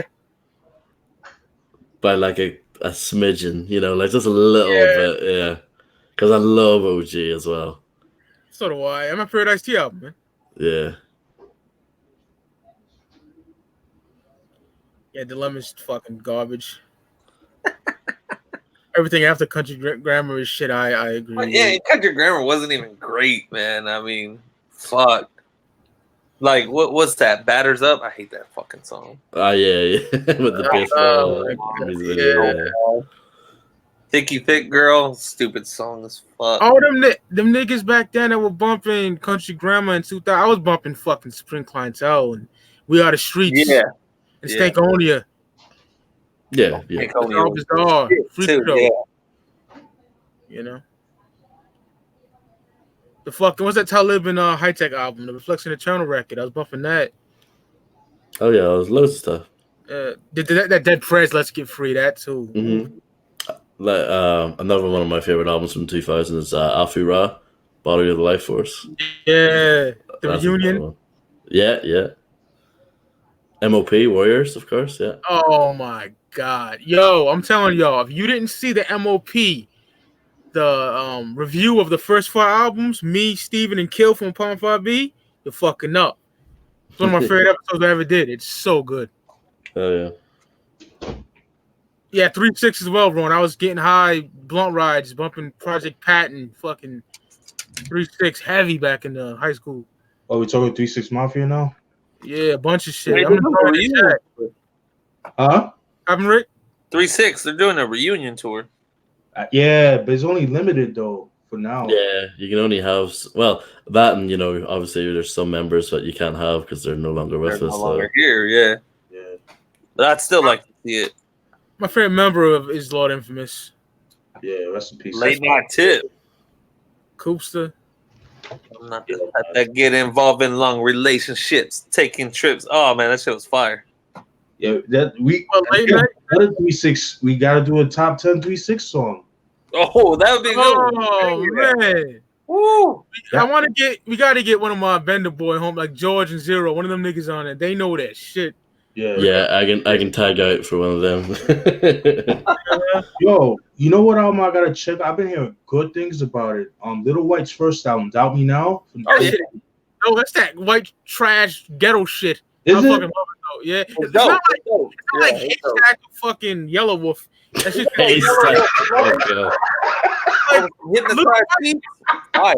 Little White looks like he works at McDonald's or some shit, but shit. Hard, yo. Little White, yeah, like Mike said, like more like a Yellow Wolf, but over some DJ Paul, DJ type beats and shit. Fire. DJ Paul's production on that fire. Little white boy that got some fucking ill shit though, man. I love that album. Yeah, I keep that. Man, the chat is lit, man. I want to talk some shit, but it's kind of going too fast. The War Report or Murder Music? I gotta go with the War Music. The War Report for me. Yeah, I'll go with the War Report. Yeah. Damn, that's hard, man. Damn. By this much though, because Murder Music is. I love Murder Music. Because that was my introduction to Mobb D was Murder Music. Damn, man. The new Suicide Boys album is fucking nuts, JP. Love that album. Yeah, I can't answer that, man. You can't? No, I can't. I gotta go with Murder Music. That's my favorite Mobb Deep album. You being a Queens nigga, Steve, I thought you could Nah, man, they're too good though, man. They man. All right, fuck it, I'll choose one. War Report, man. War Report. Yeah. That Parole Violators, my nigga. Oh my God. Have you heard the uncensored version of that one? No. Yeah, it's on YouTube. Like they find that Tragedy said that they had to cover it. I mean, for obvious reasons. Where the line when he sold about they videotaped her and they videotaped her raping her. Yeah, they didn't blurb that out. So use tools to fix your fucking face like a mechanic. Yeah. Oh, it was in his bag on War Report. It was. Punchlines for days. Yeah. That in the second album is where he rapped good. Yeah, whatever happened. Too much drink champ. Rapper shit now. Too much alcohol, man. And my best friend is half black, half Puerto Rican, so you know what I mean. He loved Nori to death. Yeah. And that he was that nigga on those two albums, man. The War Report and the self-titled. Yeah. Woo. God's Favor was trash, man. It's so bad. It's bad. There's no standouts. I don't really remember that one. That one didn't have the nothing track, did it? Yeah, that's the only song I That's the only remember. song that I can think of. Yeah. Grimey's good too. I like Grimey, but that was cool. There was like 2 or 3 songs I like from that album, but overall, it's not on my iPod. It's buried under fucking 1,000 boxes. that's kind of how I felt with Melvin Flint too. I was a little. I'd never heard that one. There's some standard. I don't know. Maybe because sometimes I love sometimes. Oh yeah. I love that. Sometimes I want to cry and pray. Yo, Gangsters Watch, my nigga. Woo, That's hard too. woo. That's hard Yeah. too. I know it's dirt cheap, so I'll pick it up someday just for the Yeah. hell of it. It got That's- some standout tracks, but overall, the NRE album for me is my favorite. Yeah, too. Oh yeah. Other than his self-titled one, I mean, I would have to be at a music store.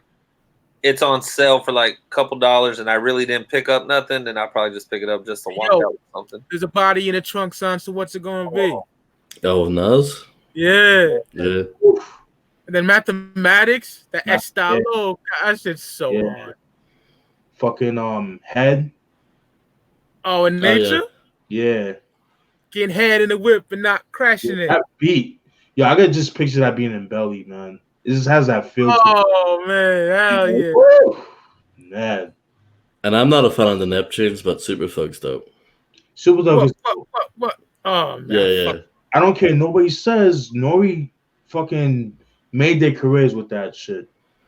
Yeah, I can see that. Yeah. Yeah, Nori tells a story when he met Pharrell. He's like this goofy looking nigga in a like Hawaiian shirt or something. Like, who's this nigga? I never seen this nigga before. Yeah. Even though like, you know, the Neptunes, they had their runs back in the mid 90s working with like SWV and Rex and Effect and all that shit. They did Rum Shaker and all that, you know, but Yeah. really known like that until like the Super Thug, when that shit blew up. Yeah, that's what, to me, that launched their career. That made them like that breakthrough career. Yo, Dope year for hip hop. It's one of my favorite years. what year? 98. It's one of my favorite years. It's one of my, 95, 96 is my favorite years overall. But But I was like, 10 and 11. I was already 13 smoking blunts in 98. So, those are a capital punishment, my nigga. yeah, Fucking Moment of Truth and it's Dark Hell. It's Promenade. Stalking L's hard, hell yeah. my first blood, my blood. 98 was incredible. Yeah, 98. Oh, Hard Knock Life, I Volume got 2. that right here too. Woo! Oh yeah. I love this fucking album. Oh, it is. Volume 2, Ricardo's least favorite J album. Yeah. I love it. Yo, Rick, what's the last time you heard that album? Honestly. A week ago. And you still think the same? It was all good just a week ago. Yeah, it was all good a week ago. Oh, nice. and that's probably my favorite track off the album too. Yeah, I mean, again, I think Hard Knock Life is better than most shit out there. I love that album. It's just what I'm saying. It's one of my least favorite J albums.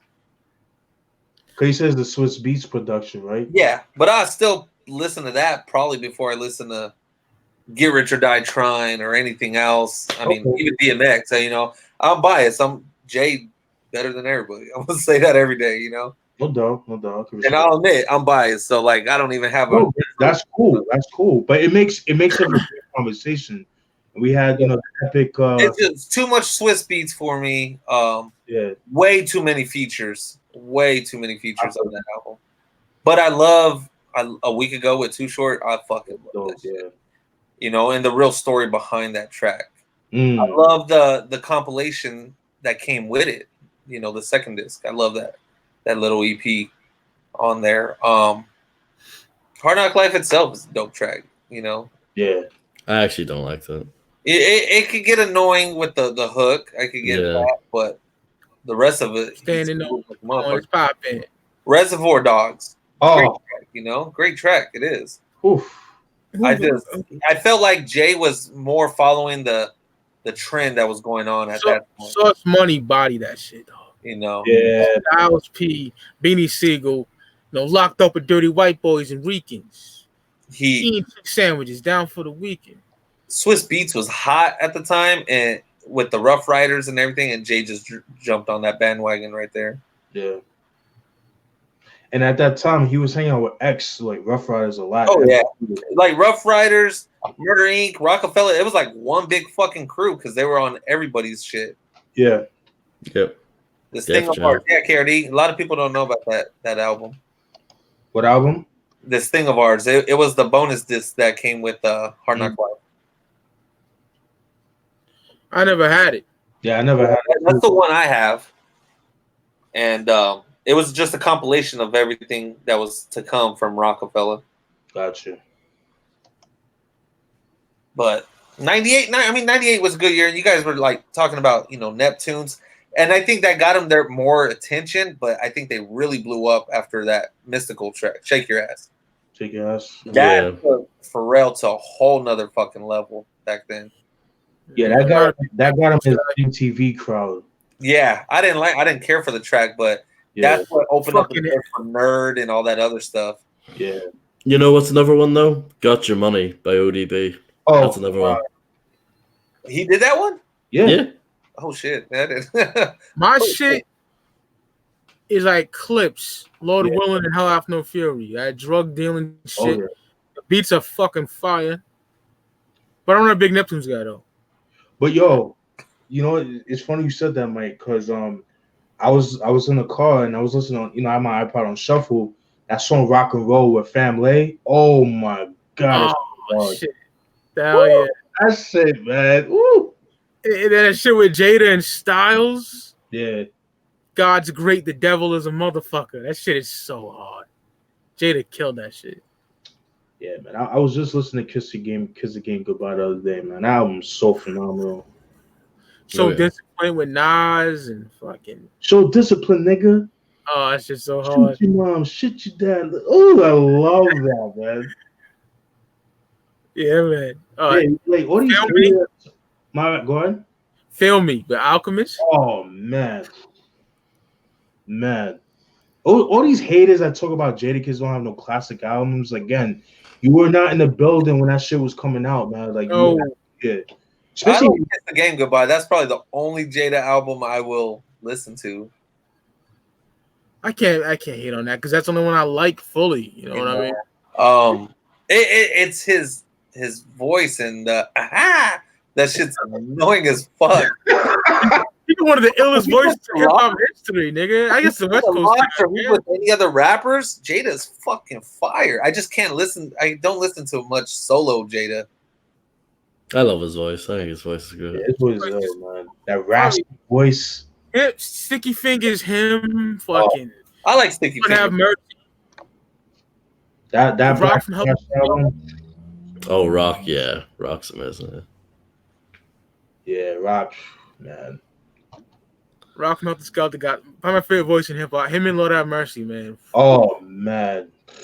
Ugg from Cellar Dwellers? Yeah, Ugg. Yeah, man. Yo, have you guys heard his solo album, Portals? Yeah. Oh, bro. Got Self-Titled on there, Necro on there. Do yourself a favor. Check that album out. I will. I'll add it to my list, my long list of things to check. He has this one song called Space Ghost. Oh my god, this is retarded. I'll definitely check that out. Yeah, you won't be disappointed at all. Yeah, I'm trying to figure out other dope voices, but yeah, those are all great ones. So you guys mentioned. Ugg could flow too. Oh yeah, that dude can spit, man. Definitely. Me and Fantaz like Power Man and Iron Fist. Oh man, that I fucking remember reality. Yeah. Yeah, it's great. 96 on my favorite record of all time. I like the second album too. It's dope. I need to get that. That's hard to find. It's expensive too. I'm lucky to have it. Yeah. Hey, yo, Rick, check out that album if you never heard it, man. What is it again? I'm sorry, I was texting. It's all good. Cellar Dwellers, Rums and Reality. Should be on title. I'm pretty sure. Loud Records. 1996. That back and forth shit. You know what I mean? Like two different styles, but I like listening to these albums together sometimes. Camp Low You know, Mhm. Uptown Saturday Night and Cellar Dwellers Rolling Out. I like to mix them two together sometimes, man. Because I- that I- back and forth shit. Yeah, like I always like duos where the two guys sound completely different. You know, Yeah. like UGK, Bun B and Pimp C, they sound completely different. Oh yeah. MOP, Fame and Billy Downs, they sound completely different. You know what I mean? Absolutely. I always like that shit. I like that shit just as much as I like DJ and rapper albums, like, you know, Blase, Blase, Oh, Yeah. blah, blah, blah, blah, whatever the fuck. album. That whew, I love that album. Timbs and Blunts on Broadway. Yeah. That Posse Jumper and shit. Yeah. long-winded, my nigga. That posse cut. Oh my. Oh yeah. Ding, ding, ding, ding, ding, ding, ding. Yo, that shit with the drums. Yo, that shit goes hard, man. Yeah. Whew. And you got Danger Part 2 with Trigger and Smooth on there. Yeah. Smooth and Trigger kill everything. Yes, they do. Good cop, bad cop. Oh my. Yeah. Love that too. That's the 96 Western Con. You know? Trigger and Smooth. They're brothers too. Yeah. You know? Yeah. Mm. I just wish they had a better career. I really do. I wish Yeah. they deserve so much more from what they got. And well, I would say that I would say there's more Kool G Rap, but they spawned the careers of Papoose. But I think Papoose was under Kool G Rap first, and then he joined with Next Level, you know, Trigger. Roots of Evil, right? Yeah. Yep. Talk about a delusional MC. Yeah. Papoose. I'm better than Jay-Z. Fuck you, dude. Like, He just needed to stick to being Remy Ma's husband. That's it. That's Yeah. what. Oh man. with his fucked up hairline and fucking Black outdated corner store bars. He'll never be outta here. known as Remy Ma's husband. Yo. You can rap the alphabet. Ooh. Nice. And I used to like him quite a bit, but Yeah. fuck him, dude. His albums are very hit or miss. More miss. His mixtapes are fucking dope. But albums, no. He has a couple of tracks here and there, maybe 2-3 tracks I actually like. Other than that, But even the joints he did with Primo are trash. I If you- agree. If Yeah. you can't do good stuff with Primo, then that's it. You have to give up. Bad, man. If Not Supreme Dream dropped in like 04, 06, it would have been a classic. Absolutely. His mixtapes are fucking fire, but Yeah. I don't listen to him no more. just like Fabulous, fire mixtape, garbage album. So Oh Yeah. my God. Yes. I Street can't name one Dreams. Fabulous album. They're all garbage. Street Dreams is what the niggas that Steven described listen to. Them pretty niggas with the contacts in their eyes and shit. That's a coaster. That Yes, trash. His fucking What was the mixtape, single for that album? I can't Street even Dreams, a remember. bunch of bitch shit. That song Into Like, You, you get traded out. Into You with Tamia and shit. I actually like that song. I like the beat for that. But I remember when 9/11 happened, I like the original. he dropped that Ghetto Fabulous album that day, and he was like supposed to go to Jamaica Avenue to the Music Factory, which is no longer in business. He was supposed to do the album signing, but because 9/11 happened, that never happened. So Oh, He wasn't God. gonna get no shine that day, anyways. Blueprint dropped that day. chill. Blueprint. No, I'm a metalhead, so Slayer God hates us all too. I was hyped, you know what I mean? And Unk picked me up and just handed me from the back seat the Blueprint and Slayer album. I was so Oh, fucking yeah. happy. That's cool. Fucked up day, what happened, but Oh yeah, I remember being off sick that day, and I'd never seen this before or since. But every single channel on TV was interrupted. It was just like here's the news. I'd never seen that before. Yeah. Yeah, it was crazy. Yeah, that's gonna be in the history books, man. Absolutely. Your grandkids are gonna ask you where were you that day. Exactly. I was in the Yeah. building when that happened. So not in the actual building, but I was in New York when that happened. So Nothing at that magnitude has been televised. You know, definitely not. it's crazy. Real Talk was decent. I don't know, Rumble. I like Breathe. I gotta revisit that album. Yeah, it's okay. Track. But his punches on the mixtapes are like some mind-boggling shit. That nigga said, I got the red dot on you like the PlayStation's off. Woo! That shit's so hard, yo. Blueprint, too much Kanye. I need more. Blueprint was street. That shit was dope. What happened? That was that hopeless shit. What happened? Blueprint's the second greatest record he ever made. Blueprint is too much Kanye. I need more street, Jay. See, I told you Devrick's crazy. But that was Kanye in his prime production wise. For real, yeah. Yeah. Never Changed. That was some street shit. Never Changed was A do-rag and a pocket full of loot. that shit was fire. You know, Heart of the City. All I need. All I need. Yeah, I mean, That Roller's is- Back. Son, All I Need to Go. crazy. Ace of the Izzo, yo, that's one of Kanye's greatest beats in my opinion. I don't care what nobody says. And Jay said some fly shit. So poof, Vamoose, son of a bitch. Now, Kanye once said that Heart of the City was originally meant for DMX. Can you picture hearing DMX on that? Because I can't. I can hear him go, Yeah. I can't picture hearing DMX on that. Him either. You know what I could picture though? Ghostface on Girls, Girls, Girls. He would kill that shit. Yeah. Yeah, I could see that. And I know Susie, she keep the pussy boys for a nigga. Something like that he would say, you know, Ghost. Yeah, Bulletproof Wallet, Sarah. Yeah, he would have Wow, killed on that. that one. You know what I love? I love Never Be the Same Again with Carl Thomas. Oh, That God, shit. Yeah. you said some real shit in that shit, man. That's the third greatest Ghostface Killer album. I love Bulletproof Wallet so much, man. Shout out to Money Miz. We killed that top 5 Ghostface episode, man. Yeah, I enjoyed that, man. Top 10 Ghostface Killer tracks. I'll bring fucking Lukey Cage and Miz for that episode. You know, I'm down. I know Ooh, Rick that's is a good one. Hell yeah, man. the second rapper of all time, isn't it? That's my second favorite. Yep. Yeah, Oh, hell wow. yeah. Ghostface? Hell yeah. Second favorite. That's what me and Rick have in common because he's in my top 3 too, man. Nice. And see, people out here, when they ask me my top 5, you know, and I'm so West Coast and everything, and my first 2 rappers are from New York.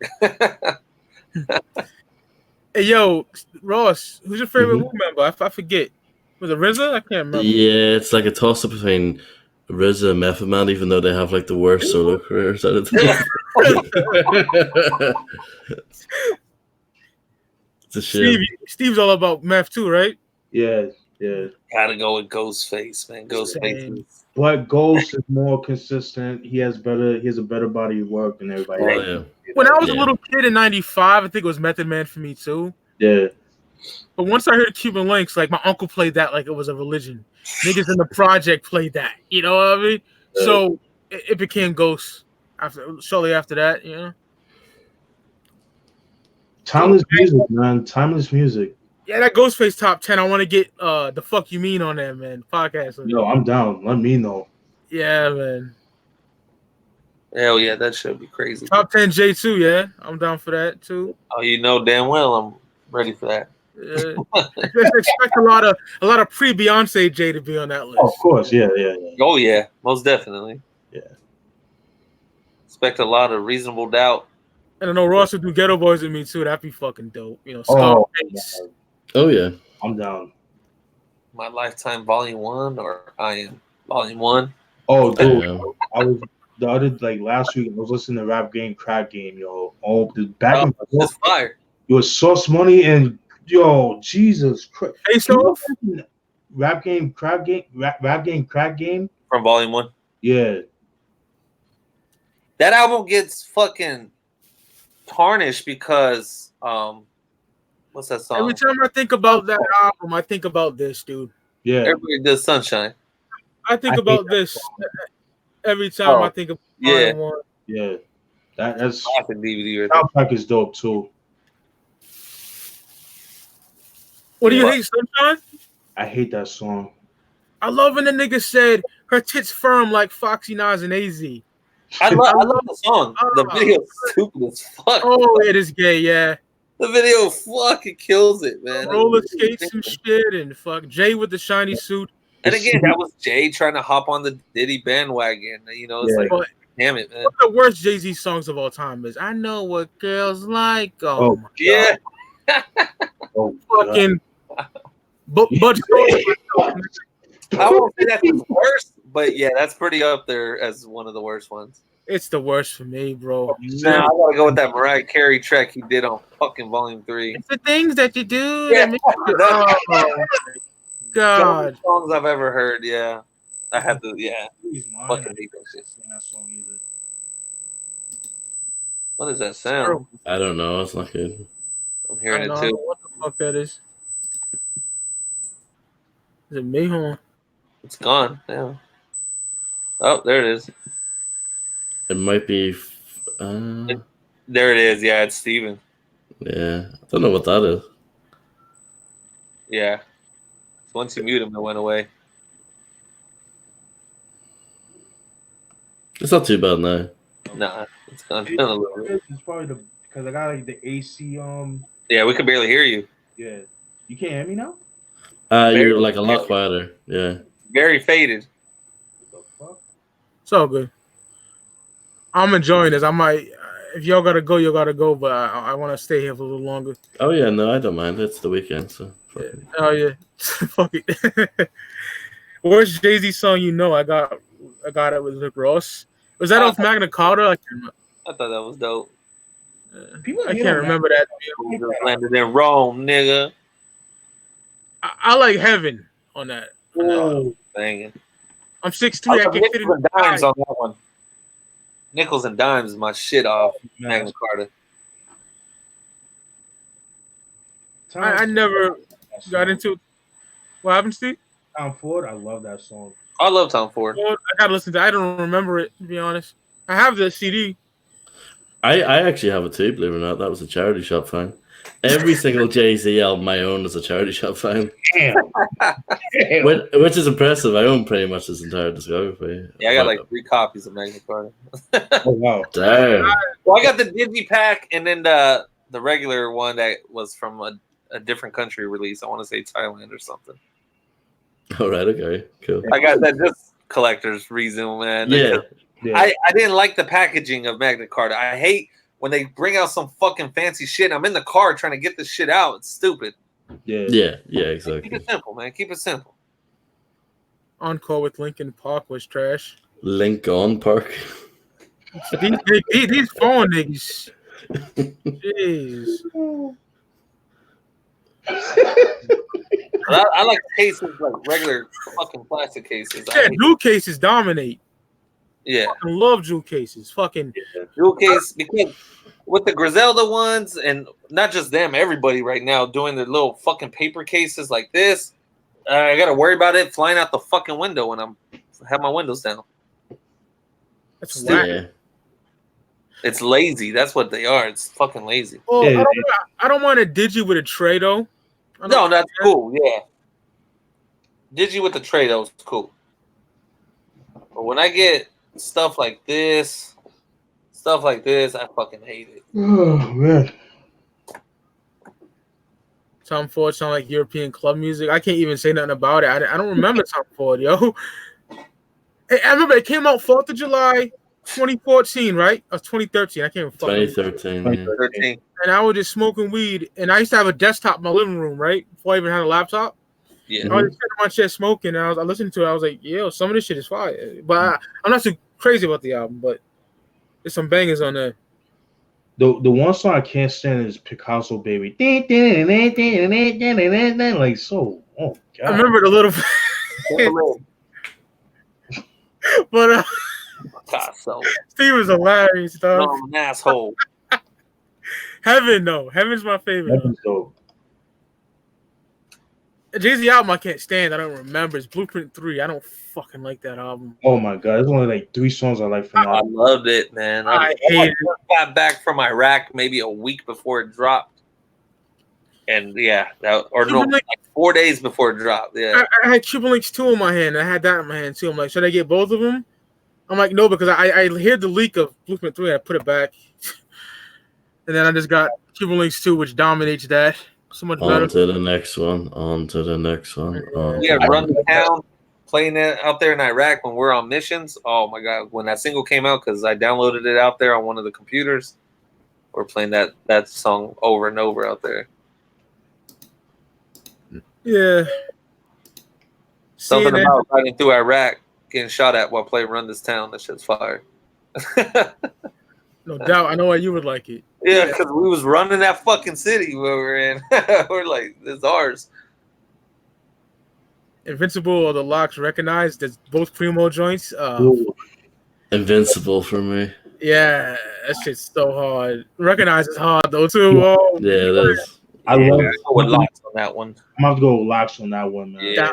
Dot at the end. Oh, that's so hard. Yo, Sheik when he was like, I didn't go to high school. I went to school high. When I heard that, I was like, oh, that shit. Yo, what's my shit on We Are the Streets? That shit with Eve. You told me you would bust your gun for me. Yeah, woo. Bust your gun, dog. That shit's hard. That was another album Fantastic. in New York. That was big. Yeah, that and Supreme. I don't know if he was here, Steven, but I told Rick and Ross, when niggas were playing that faggot country grammar shit, I was playing Supreme Clientele and Oh yeah. We Are the Streets back to back because those came out around the same time, like the same. Oh yeah. Yeah. I remember that. I remember I was in high school when I was like taking an early summer class before I was a freshman. And I don't know what the fuck I was listening to. I think it was Woo Forever. I had that playing in my CD Walkman. And this one guy's like, hey, you got that new Nelly? And I was like, nah, not yet. How is it? And it was a white boy skater. Oh, that shit's tight. This is one of the best rap albums ever. Right then and there, I already knew. I was like, nah, I don't want it. I'm all right. Yeah. I don't remember what this guy's name was, man, but oh god, this just I chilled with niggas that skated too, but they were kind of like, Casper and Telly from Kids, yeah. They were hip hop, real hip hop. Right then and there, I was like, yeah, I'll listen to it some other time. Everyone was playing that shit, man. Fantastic Volume 2 or Center of Attention. What is Center of Attention, man? I got a brain fart right now. I don't know. We said center of attention. Yeah, what the fuck is that?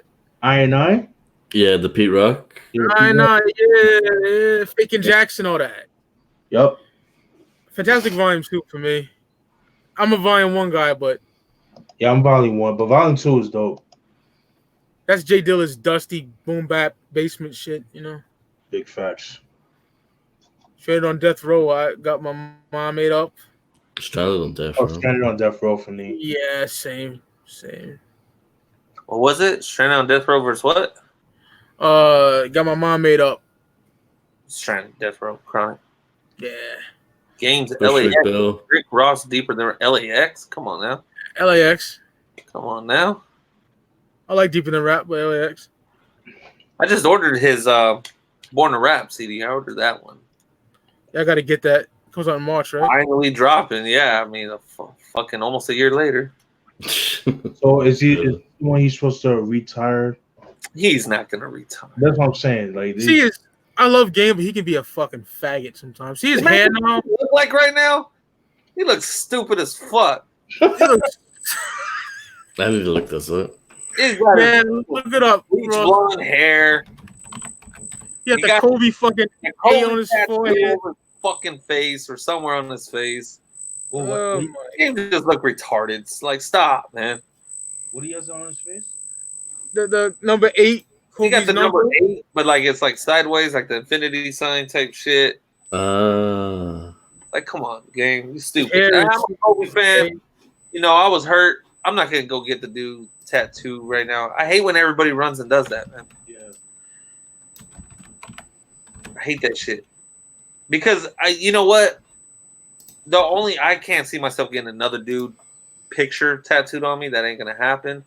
I would someday get a Rockefeller, Jay-Z related type tattoo. But like all these guys that go and get, they went and got Nipsey tattoo. You wasn't rocking with Nipsey like that. Come on now. I'm glad You wasn't. Most people weren't rocking with Nipsey like that. Same with Kobe. Like, Yeah. 20 some years or 20 years in the game and you barely want to go get a Kobe tattoo. Come on, man. You weren't rocking with it like that. And I'm glad you mentioned that, Rick, because like everybody doing these Nipsey quotes, but where was these quotes when he was alive? I didn't see none of that. You know what? No podcast was showing Nipsey love other than us. None. Facts. Other than us, nobody was. None. Nobody didn't have Nipsey in their top 10, top 20 albums other than us. Yeah. Yes, You we did. know? I hate that shit. That fake love shit. Yeah, that's what I'm saying. Like, yeah. Hate that shit. Nobody. Happens all the time. It do. It does. It same thing with Dilla when he died. Now everybody's Oh my god. Yeah, donuts. Oh, donuts. Donuts, is yeah. You know what? Well, I'm not gonna say I was a huge Dilla fan back then, you know, because I'm so West Coast, but right. I appreciate the work. I don't be posting it up nonstop, act like Dilla was God. I can't do that. Dilla saved my life. Fuck out of here. Dilla saved my life. Is that what I heard? I can really hear you, man. But like, okay, God forbid something happens to one of the Griselda members. You know, I ain't trying to wish nothing on them. I guarantee you're gonna see tattoos and everything when nobody was rocking them like Mike. You know, same with Jay. Nobody reps Jay more than I do, and I still ain't got a tattoo. Eventually, I will, but Yeah. Yo, Hey, let me hop off. And all right. Yeah, no problem. they're causing an echo and all. Steven, your shit is jacked, brother. I don't know what it is, but Eventually, I'm gonna get some kind of Jay-Z tattoo. I'm not getting his name. I'm not getting a picture of him, but it's gonna be something that represents. if I get a Griselda tattoo, it's gonna be fucking the Fly God album cover.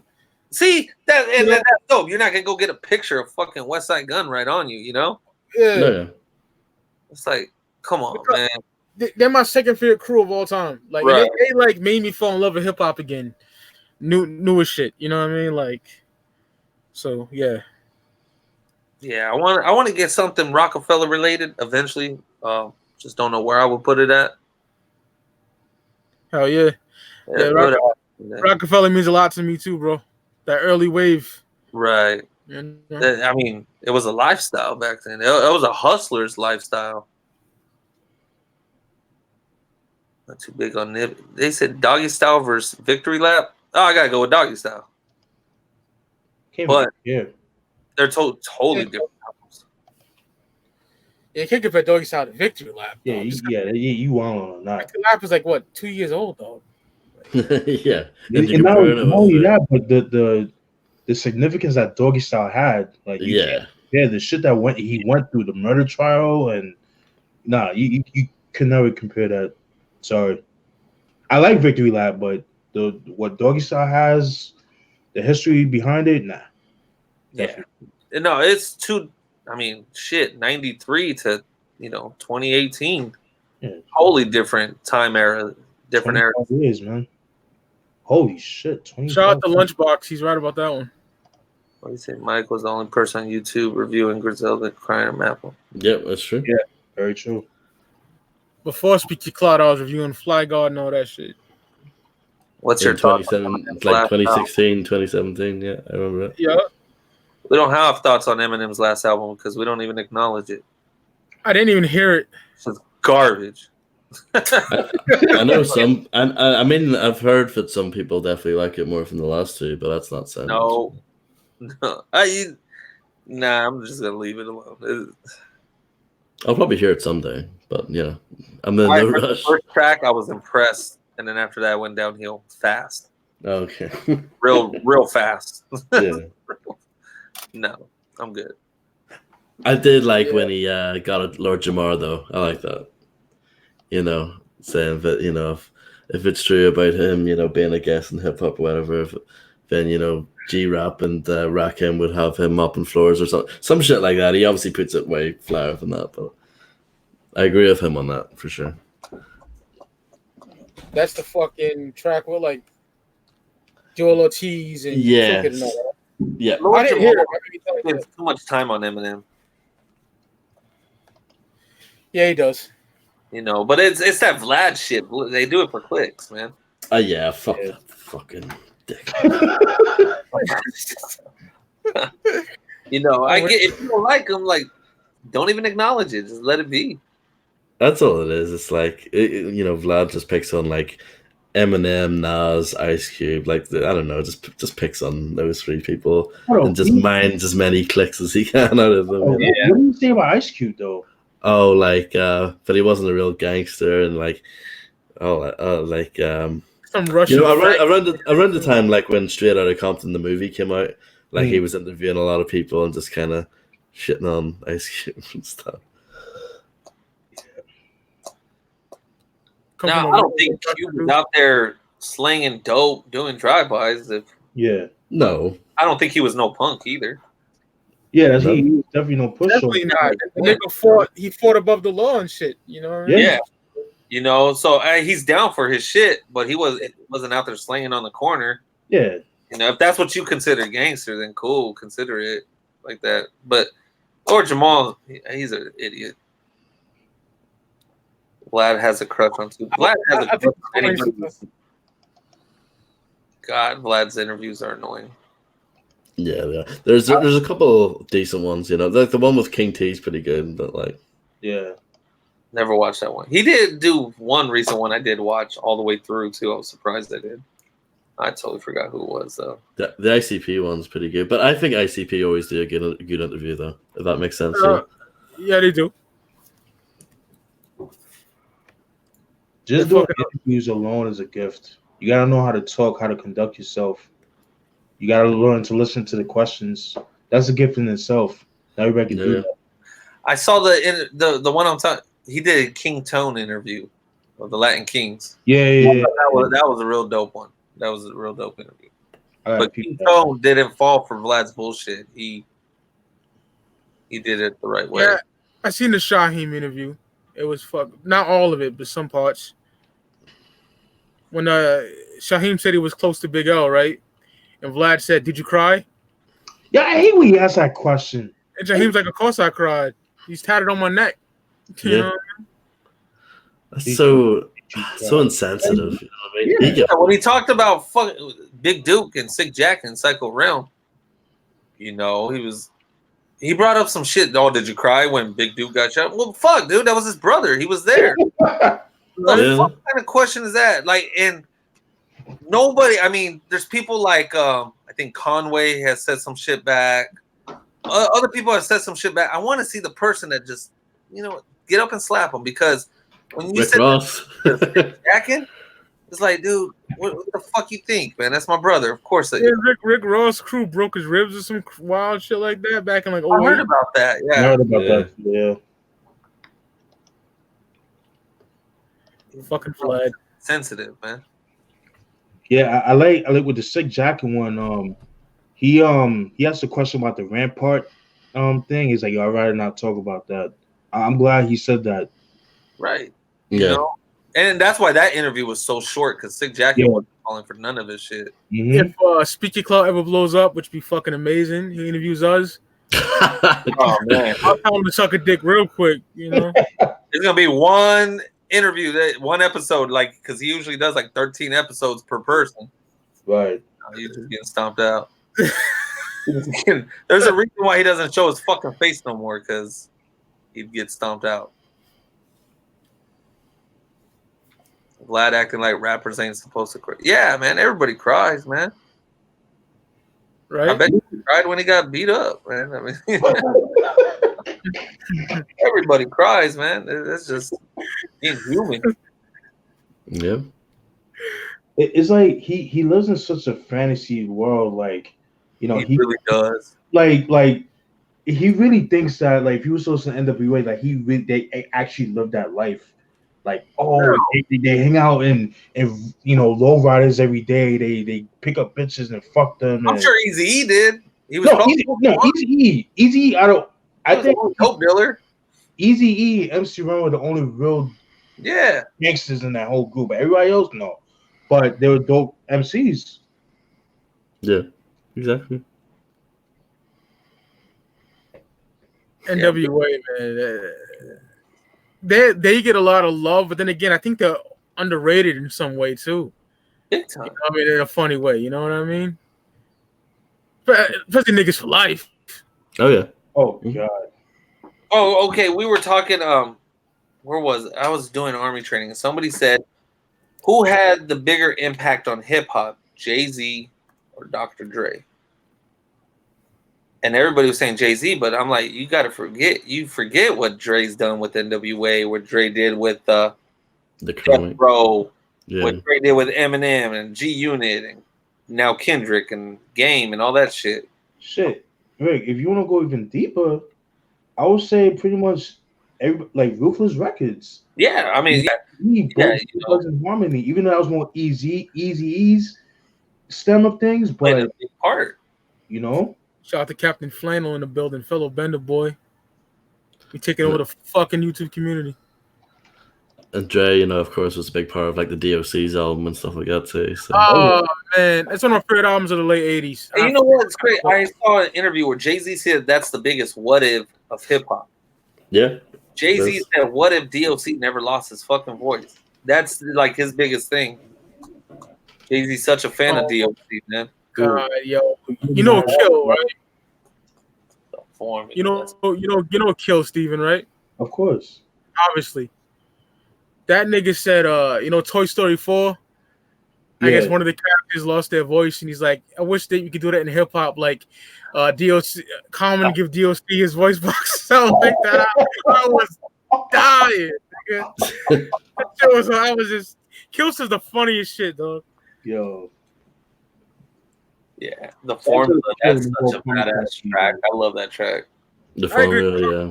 Formula. Yeah, the Formula, fucking grand finale, dog. Oh man, yeah, Q killed that. He killed that grand finale joint.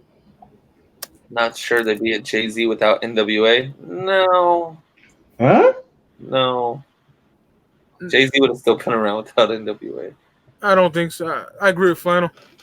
Because those boys are pioneers, bro. I'm sure there would be a Jay-Z without them.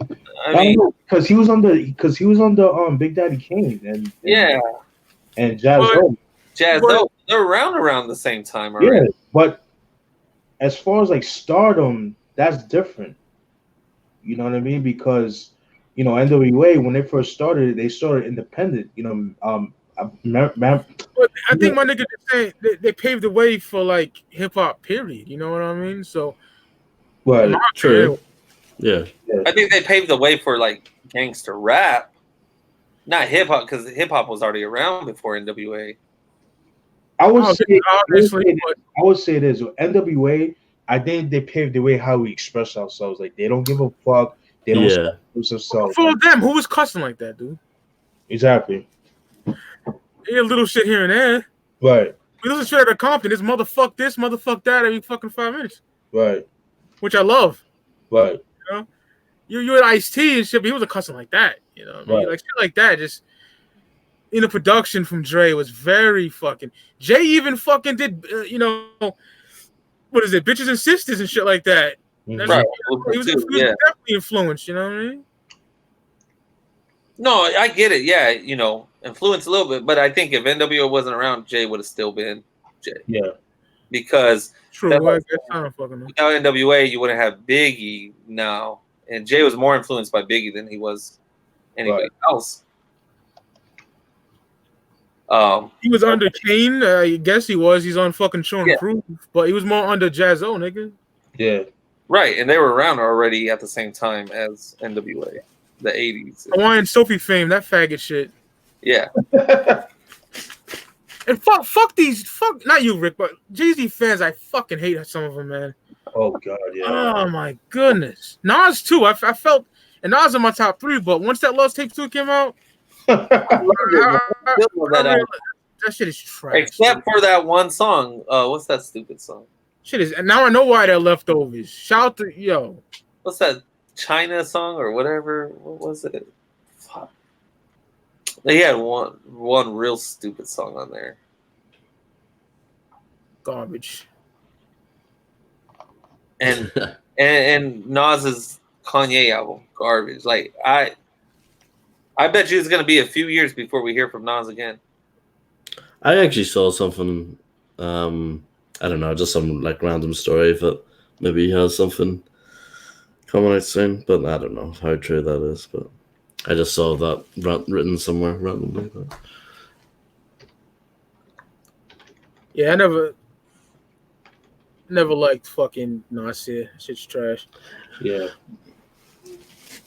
Nas albums were always hit and miss for me, though. I mean, after I Am, well, Stillmatic was banging and Godson, but then after that went down and Yeah, I know what you mean. Yeah. Life is Good. He Fucking fucking good. deserved a 5 micer, but they didn't give it to him.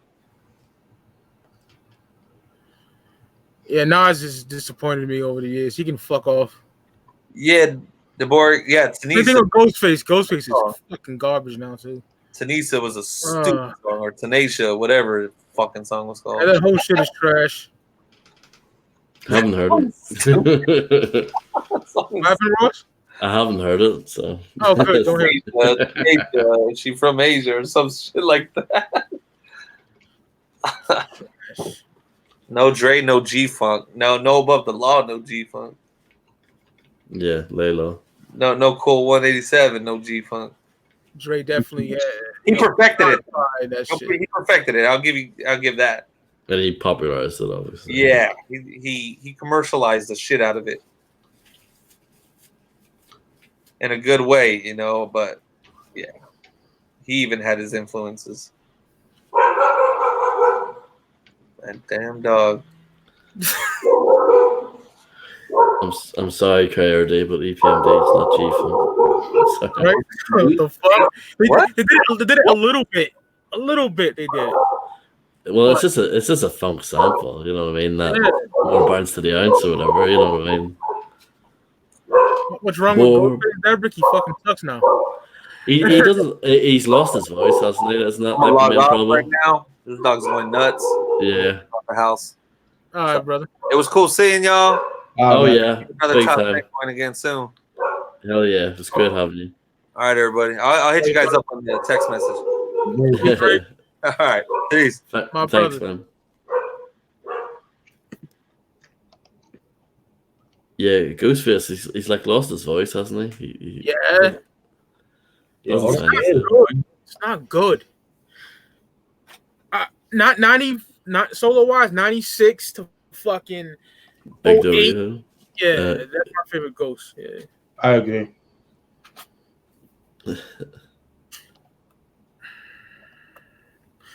Yeah, man. Yeah, Meth Lab, that was trash. It's barely even call that a Method Man album. It's got like fucking features on every single song. It's horrible. What was he thinking with that? What was he thinking? I know. And for him to release the second one as well, if it's just as bad, like what was he thinking? Jesus. Nas can fuck off. Yeah, he can. I'm fucking sick of him. He disappoints me all the time.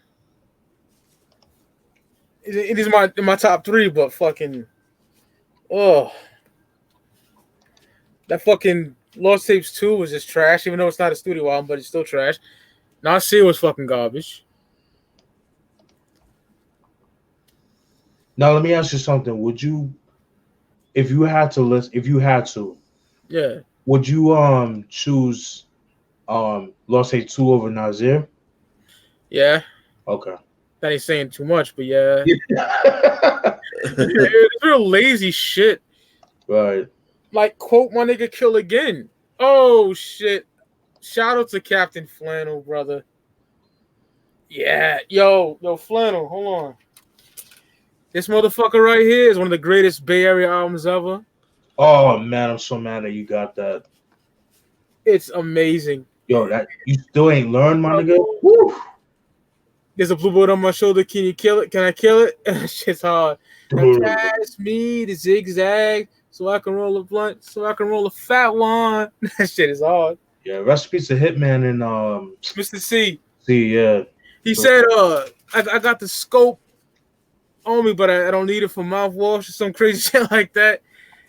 Yeah. Dope punchlines. Don't give me no Bammer weed. Yeah, November weed. Crazy. Adam and Eve from Nas. That's a good song on there. That and fucking Bonzero or some shit. You know? Not a big fan of fucking Nasir at all, as I stated before. That 7-song EP shit that Kanye was doing, the best shit out of that was a Pusha T album. They told Yeah, him. I hate for that became a trend.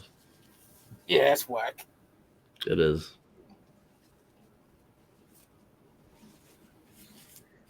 I like that we majored with Nas. Is that off late registration or something? I don't listen to Kanye that much anymore, even the good shit. Yeah, I don't blame you. You know, if Busta's new album ends up disappointing, I'm writing them up. Well, it's supposed to be this fucking great album that for everyone from fucking Just Blaze to Ninth Wonder, even Westside Gun said he heard it and said it was dope. But what was that, a year and a half ago? What's the deal with that? Like, is he having a problem like finding someone to put it out for him, or? I know, man. I want to hear it, man, because Yeah. Busta's features as of late have been fucking insane. Yeah.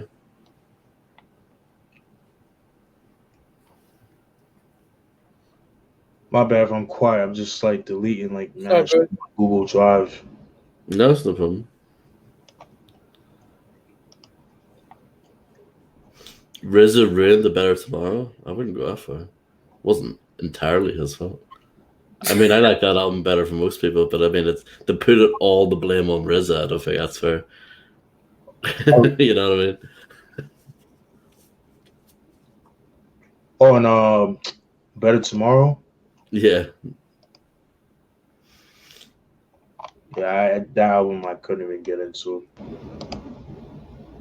I'm gonna give a shout out to my nigga J Royale, man, Oh yeah. for having the best verse on that new Vinny Paz album. He fucking scorched that shit. Shit is fire, man. I heard bad things about that album too. It's not that good. Yeah, Vinny, I like all Vinny solo albums, right?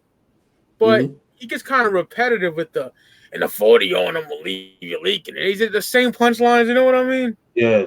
Kind of gets repetitive, but my nigga J Royale from Baltimore got the illest verse on the whole album. And Riggs too. Riggs out of Rochester, he got a dope verse in there too on that album. That Dominican nigga SD Knack. Oh yeah. He's from Mass. Yeah, he got this. He's on the same track as J Royale is on. Yeah, he's dope. I fucks with him.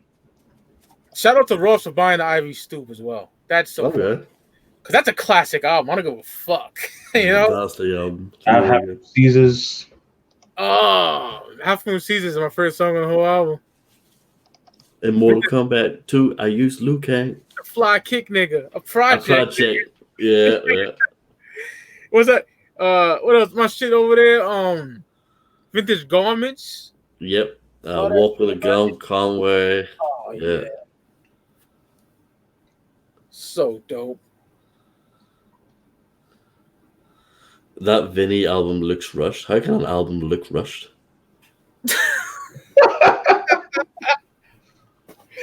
Makes no sense. Yeah. You gotta listen to it. You say it sounds rushed. Man. When was Boston Girl Bridget? She lives like right next to me. Where's she at? Didn't even come back. We're winning. She made a video 11 minutes ago. She got baddie though. Oh yeah. The high almighty home field advantage or killer. I don't know what the fuck. I know it's just the high and mighty home field advantage from '99. Yeah. Increase heavy mental. Heavy mental for me, man. Heavy mental, and it's not even a competition. And I love that album. I think Mr. Eon got one of the dopest voices ever. Yep. Yeah, he's another good one. Yeah, really dope voice. Yo, that one song on that album, Top Prospect, my nigga. Woo! Yeah.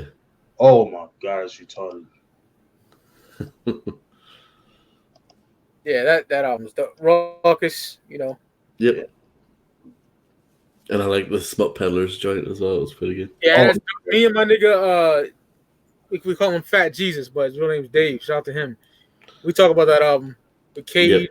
Yeah, it's a good album. Yeah, that video, I forgot the name of it. With what's that shit? With Ari the Rugged Man.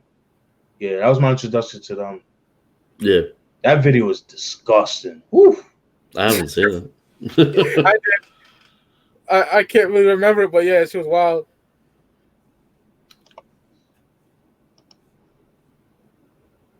That's other than Conway's debut album, like on a major label. That second J.R. album is coming out too. That's like what I'm real hyped for. Yeah. It's that's gonna be fucking fire. Anything So- game drops, I can't fucking wait. So is there going to be no physicals for what Shingun would do? I have no idea. I fucking hope so. I'm disappointed. I really am. Oh my! Like Eminem's faggot ass. He puts out a vinyl, cassette, CD. Yeah. I mean, I'm not hitting on that. He should do. But, like, Yeah, but- obviously the Griselda guys should do that Yeah. too. Yeah. Everyone should be doing that shit, you know? Yeah, this is following the trend, yo. That's it. That's all it is. Which is unfortunate.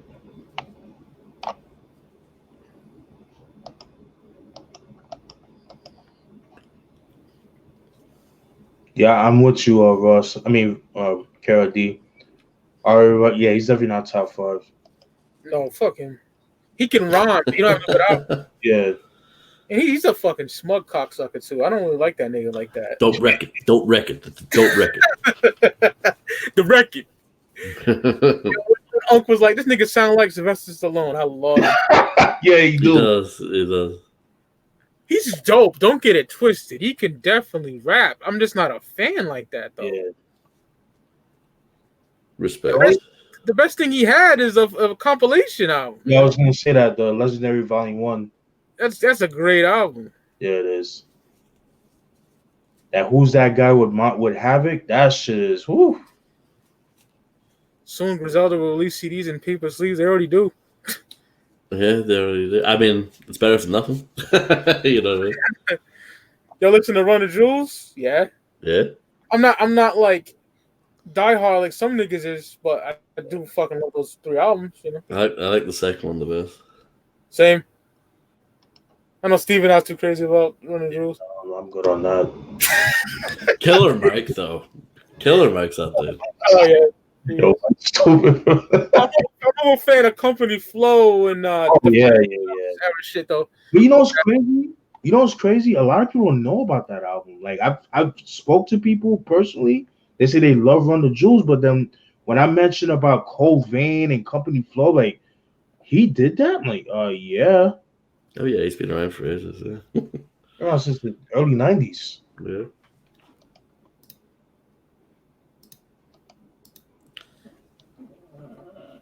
Fortunately, Run the Jewels reminds me of someone me and Mike used to know. I know. It does, brother. What it reminds you of? A former YouTuber, Oh, Pasty Face, oh, Redhead. Gold Face. Yeah. Yo, shout out to my fellow Bender boy, Silent J. That's my dude Yeah. right there. He said, "How about the Players Club soundtrack?" We were just talking about that. Yeah. Homie Ricardo had the song with Master P. I forgot the name of it. Was on his list. I didn't even hear that track. I gotta hear it. I love the movie though. Yeah. I'm not crazy about the actual We Be Clubbing, but I like the remix with DMX. I like that version better. I heard that before. Yeah. Yeah. When His Acid Strikes, a Funk Cruncher Plus. Funk Cruncher Plus. for me, yeah. When His Acid Strikes is my second favorite Busta album. though. I fucking love that album. Lee's my second favorite for me. The only thing that I go, what? That Ross don't like? That's the only thing that bothers me a little bit. Yeah, bro, like really? ELE, yeah, no, not for me. Oh, That's man. so fucking good. The production is fucking outstanding. Everybody rise, yo, that shit. And it's mad dark. Yeah, it is. I love that album. Yeah, I was just listening to Give Me Some More too, like the other day, man. That shit. Whew. Give me some No. more. Not for me. Oh man, Ross, killing me, man. I don't like that violin. That. Oh, man, Ross, Oh, Sorry. dude. that is probably my fucking. I don't know. It's hard, man. The Coming and fucking When His Acid Strikes is up there, but ELE is just fucking mind blowing. There you go. I guess that's like the one album, but yeah. Yeah, that's the only thing What? Yeah, I definitely respect it, brother. You know me, but that's my tongue's dead flowers. You know what I mean? That's yeah, I don't know if I have anything that you feel like about me like that. I'm trying to think. Probably not. I don't know. I don't like Black Sheep. No, You know but what I I don't mean? like that either. So. Oh yeah. I don't like Queen Latifah. I mean, yeah, I'm kind of indifferent. Like, I don't mind her, but I wouldn't. Yeah. But I will say this: that track of New Jersey Drive is fucking hard. Oh yeah, that's just I'll give her that, definitely. There's not much shit I hate though. And if I didn't like it at first, I went back and looked, like Digital Underground, Tim Dog, Kool Keith, Yeah, ASAP. yeah. Yeah, Diamond D's that dude. Oh yeah. it's so underrated, man. I want to get Infidelities, whatever the fuck it's called. Oh, Hatred. yeah. Yeah. That's a good album. I love that album. Yeah, it's a great fucking album. It's expensive though. It is. Why was he just called Diamond on that album? Yeah. Yeah, I don't know. I don't get that. Diamond sounds like the name of like an R&B singer or something. Diamond. It does. Oh, nice picture there, Fudge. Thank you. Thank you. Steve was hilarious, man. That's great. Oh, now I want to send a fucking fucking Gmail assholes. No, Black Rain. no, the link for the StreamYard. Now I want to send yeah. Oh yeah, you were having problems with it earlier. Yeah. Yeah, because my shit was full. So right now I'm just like deleting a whole bunch of shit on my Google Drive. We should definitely do more shows. This was amazing. I love this episode. Yeah, I did. So I had fun with that. Hell yeah. And Black Rain is underrated. When I think of Black Rain, I think of Dustin Runnels and TNA. That's not. I think of Dark Lord's second album. Is that Queen Latifah? Yeah. Yeah, it is. Yeah. Did you hear the album yet, Mike? Not yet. I got to because I'll be honest. I haven't heard it in fucking years, so I'll give it a chance. Yeah. I'll probably like it because I don't know. When I was younger, I was so mean. I don't know. I'm still an asshole now, but like I remember smoking weed with my boy Charles. He had a store called Vibe. I posted it on IG before, and we used to smoke in the back. And he was playing ASAP Rock Labor Days, and at the time I was like, "What the fuck?" Oh yeah, that's a good album. Right? I didn't like it at first. Then I went back years later, and I love that album. Yeah. Same thing with I love Kool Keith now. Like Dr. Octagon is my shit. Dr. Doom, First Come First Serve, the Black Elvis. I worship. I always liked Ultra Mag, but when I went back and I'm like, oh, what the fuck was I thinking? His solo albums got more expensive over the years. I've noticed. Oh really? Yeah, what's that album? Black Elvis is a little pricey. It's up there in price too. Okay. Yeah. That's probably his best album under the name Kool Keith. I love that album. Oh, I'm also a fan of Sex Styles. Oh, Sex Styles. Yeah, Sex Styles. I have the unreleased version, but I need to get the studio version. It's ignorant as fuck. Yeah. I love that album. Mike, are you a fan of Judas Priest? That was my sister's favorite band. I think they are metal. Yeah, they're metal, and I fucking love them. Rob Halford? Yep, Halford, man. Not all that shit. I would say 75 to 84, probably. But then again, they have Painkiller from 1990, which is a banger. Here to Save You All or Enigma. Here to Save You All. Who's Enigma by? Keith Murray, I believe. That's what you're talking about. Oh, right. Okay. Yeah, Here to Save You All. Oh, yeah. Damn, that's hard. I'm gonna have to go with Enigma for me because for high school, that got me through some hard times in high school. So Enigma. Oh yeah, I remember you saying that. Yeah. I can. High school was great for me, but yeah, your high school days, that was 09 for me, my worst year in my life. You guys know why, Yeah. 09 was fucking terrible. But yeah, man, Enigma is dope. Yeah, I love his first two albums. Yeah. Here to Save You All has some of the greatest punchlines I've ever heard in hip hop history. His third album, It's a Beautiful Thing, is pretty good too. It's not bad, Jay. It's alright. I would say this. Go ahead. I would say this, brother. Here to Save You All, Eternal Affairs, Soul on Ice, Capital Punishment. Yeah. It was written as some of the greatest lyricism ever displayed in hip hop history. Yeah. Seriously, like, Yeah. oh my god. Also, Stretch, The Extinction Agenda. Oh man, yeah. Oof. That's my Love them too. That's my Yep. favorite era of Organized Confusion. Yep. That's the only album I have from them. Yeah, luckily I have all three. Luckily. Yeah, same here. It's my favorite though. Yeah.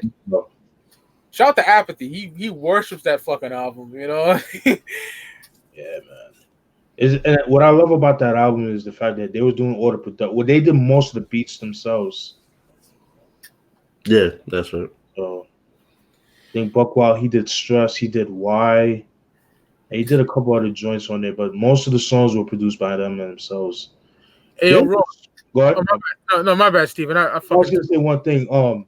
There's a song they did with OC on the New Jersey Drive soundtrack called You Won't Go Far. oh man, my god, that's I love that song, I dude. love that shit. One of the greatest hip hop soundtracks of all fucking time, bro. I agree. Both disc. Yes. I'm just mad that Volume 2 is an EP. That pissed me off. They could have put more songs in that. Heads Ain't Ready, fucking Woo! that absolute banger track. Fuck. What's the name of that shit with Outkast? Oh, Benson Beamer. Yup. Everybody doing the bankhead bounce in the video. Oof. That could have been on AT Aliens, dog. Yeah, and what I love about that song, it kind of forced. It kind of told you what they were going to like do. What was ATL's going to sound like? That song is so fucking good. Beat, man. It's just, and it fits so well in the movie too. Yeah, it does. One of my favorite movies of all time too. Same. You like obviously you like Outkast, Ross, but what's your favorite Outkast album? Probably AT Aliens. Yeah. Yeah, that's their best produced in my opinion. It's my second favorite, but Yeah. overall Aquemini for me. But Okay. Yeah. AT Aliens, oh my goodness. Yeah, Aquemini is actually the one I'm missing still. I don't know that. Yeah. Crazy. I want to get Aquemini over so I can have that fly ass purple hype sticker. I'm a nerd like that. Oh, yeah. Yeah, Aquemini fucking rules, yo. That's a great fucking album. Top 3 for 98, probably Capital Punishment, Moment of Truth, and Aquemini for me. And then it's Doc and Hell's Hearts up there too, you know. Yeah. Moment of Truth is probably my favorite album of that year. Oh, it's so fucking good. Yeah. That's 98. That's a great year for me. Shit. Prior to Cal 2000 for me. Of 98? Yep. Shit. Probably, because there's so much. Scout 2000 is fucking dope. I don't care what nobody says. Yeah. I love Judgment Day. As I walk through the shadow with death. Oh man, what's this? Smells like fish. That shit is G.I. Joe's with the Kung Fu grip. so dope. 10, let the countdown begin. 9, I was born in the mind. 8, take a head of the snake. 7, behold, Armageddon. 6, ain't no love for the rich. 5, on the strong will survive. 4, we live for the sword. 3, plus 60 degrees. 2, for the black and the blue. 1, for the sun. Step into my liberty on. Oh, man. Ross is a black man. Yeah, Ross is not good, man. I love Ross. Yeah. That shit. That's like fucking middle school, coming home from school, doing my homework, so I have to hear my mother bothering me about it. You know, getting something to drink, get something to eat, and then waiting for Raw Nitro to come on, dog. That's and then bumping Judgment Day upstairs with Unc. That's what it reminds me of, because that's a big part of my life, dog. For real. Doc's the name as well, T-2000. That was fucking fire. Doc's the Name is one of my favorites of 98 too. That was my introduction to Redman, actually, believe it or not. Yeah, we did a Redman episode, didn't we? Yeah, we did. That was dope. I enjoyed that. No bitch ass niggas there, just me, you, and Steve, man. We killed it. Yeah. What? You know, you guys know what I'm talking about. Like albums that bring back memories like that. You know what I mean? Like, you know where you were at when they came out. Like, Oh yeah, Mhm. that's why Tikala's 2000 is one of them, man. yeah, oh yeah, I fucking love that album. same. And what I remember about it, I kicked myself in the ass. Unc was there with me, and he's like, "Yo, they got that lot of Doc, man." You know, I was like, "I'll get it later." You know, I bought something else like a fucking idiot, and then I didn't get that album until years later. Ah, yeah, so rare. Yeah, Yeah, Yeah, love that album too. yeah, that and Heavy Mental. My favorite Affiliate Wu albums, probably. Like Which Sound one do you like What better? It Was. Ooh, Heavy Mental, probably. I'll go with House of the Century. Yeah. Yeah, what album? it's hard. Heavy Mental, Heist of the Century. Oh, Heavy Mental all day for me. Yeah. Heavy That's Mental. hard. But yeah, Heavy Mental, probably. Yeah, we gotta do a review on that album. I'm down, dude. No one talks about it, so. Nah, definitely. Yeah. Very, yeah. Speaking of 98, there you go. They're both from 98. Yes, sir. Shit, we could do a lot of Dog Man too. Oh, yeah. Yeah, it's a good album. From Grand Rapids, Michigan or some shit. But He was like 17 on that album or something, that's nuts. isn't it? Like, that's I got mad. into him because of that fucking Soul Assassins, dog. That's why I got Yes, into him. Devil in a Blue Dress. Yep, Yeah, man. that's a dope album too. I had that on cassette. And then once Puppet I Master. seen the Spring, oh yeah, it's fucking banging. Then I seen the Spring Water video on BET, and I'm like, oh man, you know. Yep, with Raekwon. wasn't And it? Unc like picked it up and was like, yo, it's here. I'm like, I'll get it next time. Fucking idiot. And but you didn't know though back then, you know. Yeah. And then fucking everywhere I went, it was nowhere to be found. My nigga Ray had it because he went to Brockton to get it, way out of town to get it. Yep. Yeah, man, Heist of the Century's dope as hell.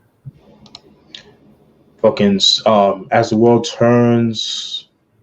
Fucking Polluted City Wisdom. My favorite song in there is with Havoc, that Figaro chain, dog. Yeah. Yeah, That's dark, very dark. Yeah. Yeah, man. That's definitely like Hell on Earth Havoc too. Lucci. You know what I like, yo? Talking kind of getting off topic, but I like Black Timberlands. Black yeah. Tims. Yeah, they look Yeah, nice. yeah, man. I need to get another pair of those, man. Recently copped them. That's why I said that. Oh, okay. Fucking Yeah. so grimy. Or 40 Belows too. Them shits, I love those. Fucking Oh, yeah. Broccoli's. Fucking. Yeah, Timberlands are dope as hell. What do you guys think of Havoc first album? I don't like it. Never heard it. Oh, the Kush, yeah, it could have been a lot better. 07, Steven, right? Yeah. I'm not too sure. Somewhere around there. Yeah, it was 07. Yeah, they had that one video Be There. It was okay, but it wasn't like Big L died. Yeah, anniversary today. Yeah. yeah. Big L, rest in peace. Dun. I just can't help but say that, you know, in that exact way. Yeah, man. Fucking. I think his third record would have been just a masterpiece. Well, second album, you know. Yeah. so new. Man. Yeah, it's a real Does he shame. on Rockefeller too, dog? Come on. Imagine his Rockefeller debut. We have Beanie and Memphis Bleak on there. Oh man. America's Dying Slowly or Rhyme or Reason? Rhyme or Reason. Just soundtrack. I mean, I Yeah. don't know. Uh, Yeah, that's hot. Wow. Yeah, because America's Dying Slowly is really dope. yo, it got some really good joints, man. I can't remember. I know a Mobb Deep song was on there that I fucking loved. I can't, if I remember correctly, it's been Street Life, I think it was called. yeah, it's been a long time, y'all. Like, Yeah. my cousin had that shit. Cousin Holly had that. Rhyme and Reason is dope though, but yeah, check that American is Dying Slowly, like very, very dope. Yeah, I gotta go back to that. Yo, Dope yeah. Mac Ball song. Oh yeah. My cousin don't listen to hip hop anymore like that, but she had so many dope cassettes, you know, like not a stick on you, my bad. Some Playlistic and Black Sunday, a bunch of dope shit. Little Big Man, that's why I got her. She gave me that.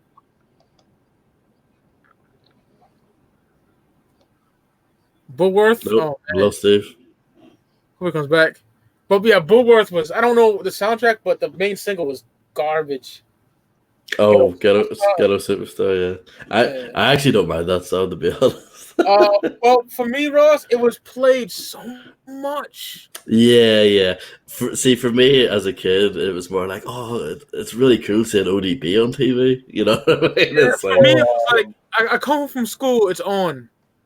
I go downstairs to watch TV, it's on. You know, I go outside, it's on. Yeah, it was different over here, I'm sure, Yeah. Oh, Ghetto Superstar? Yeah, I have that album somewhere. I've never listened to it. You're not missing much. Okay. Well, it was 25p or something I paid for it. So. I don't know if the beautiful Babylon is falling is still in the chat, but she was talking to me in a private chat the other day about dog shit off Wu-Tang Forever. I love that song. Oh yeah, yeah. That's my joy. Yo, fellas, I'm gonna call it a day. But it was dope chilling with y'all and shit. Hell yeah. It's approaching midnight over here, so I'll hop off as well. Yeah, we fucking killed this shit. It was a dope after show as well as a fucking top 10 episode. But yeah, y'all, hit me up. We'll schedule something. I got a patron special I'm doing. I'm keeping it under wraps, but it's gonna be dope. I got a little.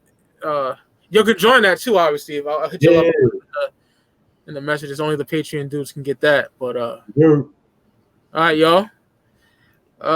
Have a good night, y'all. Shout out to the chat. Hell yeah. Speak Love Podcast. Bend the Boys Dominate, nigga. You know the vibes. Peace, y'all. Peace. Have a good one. See ya. Peace.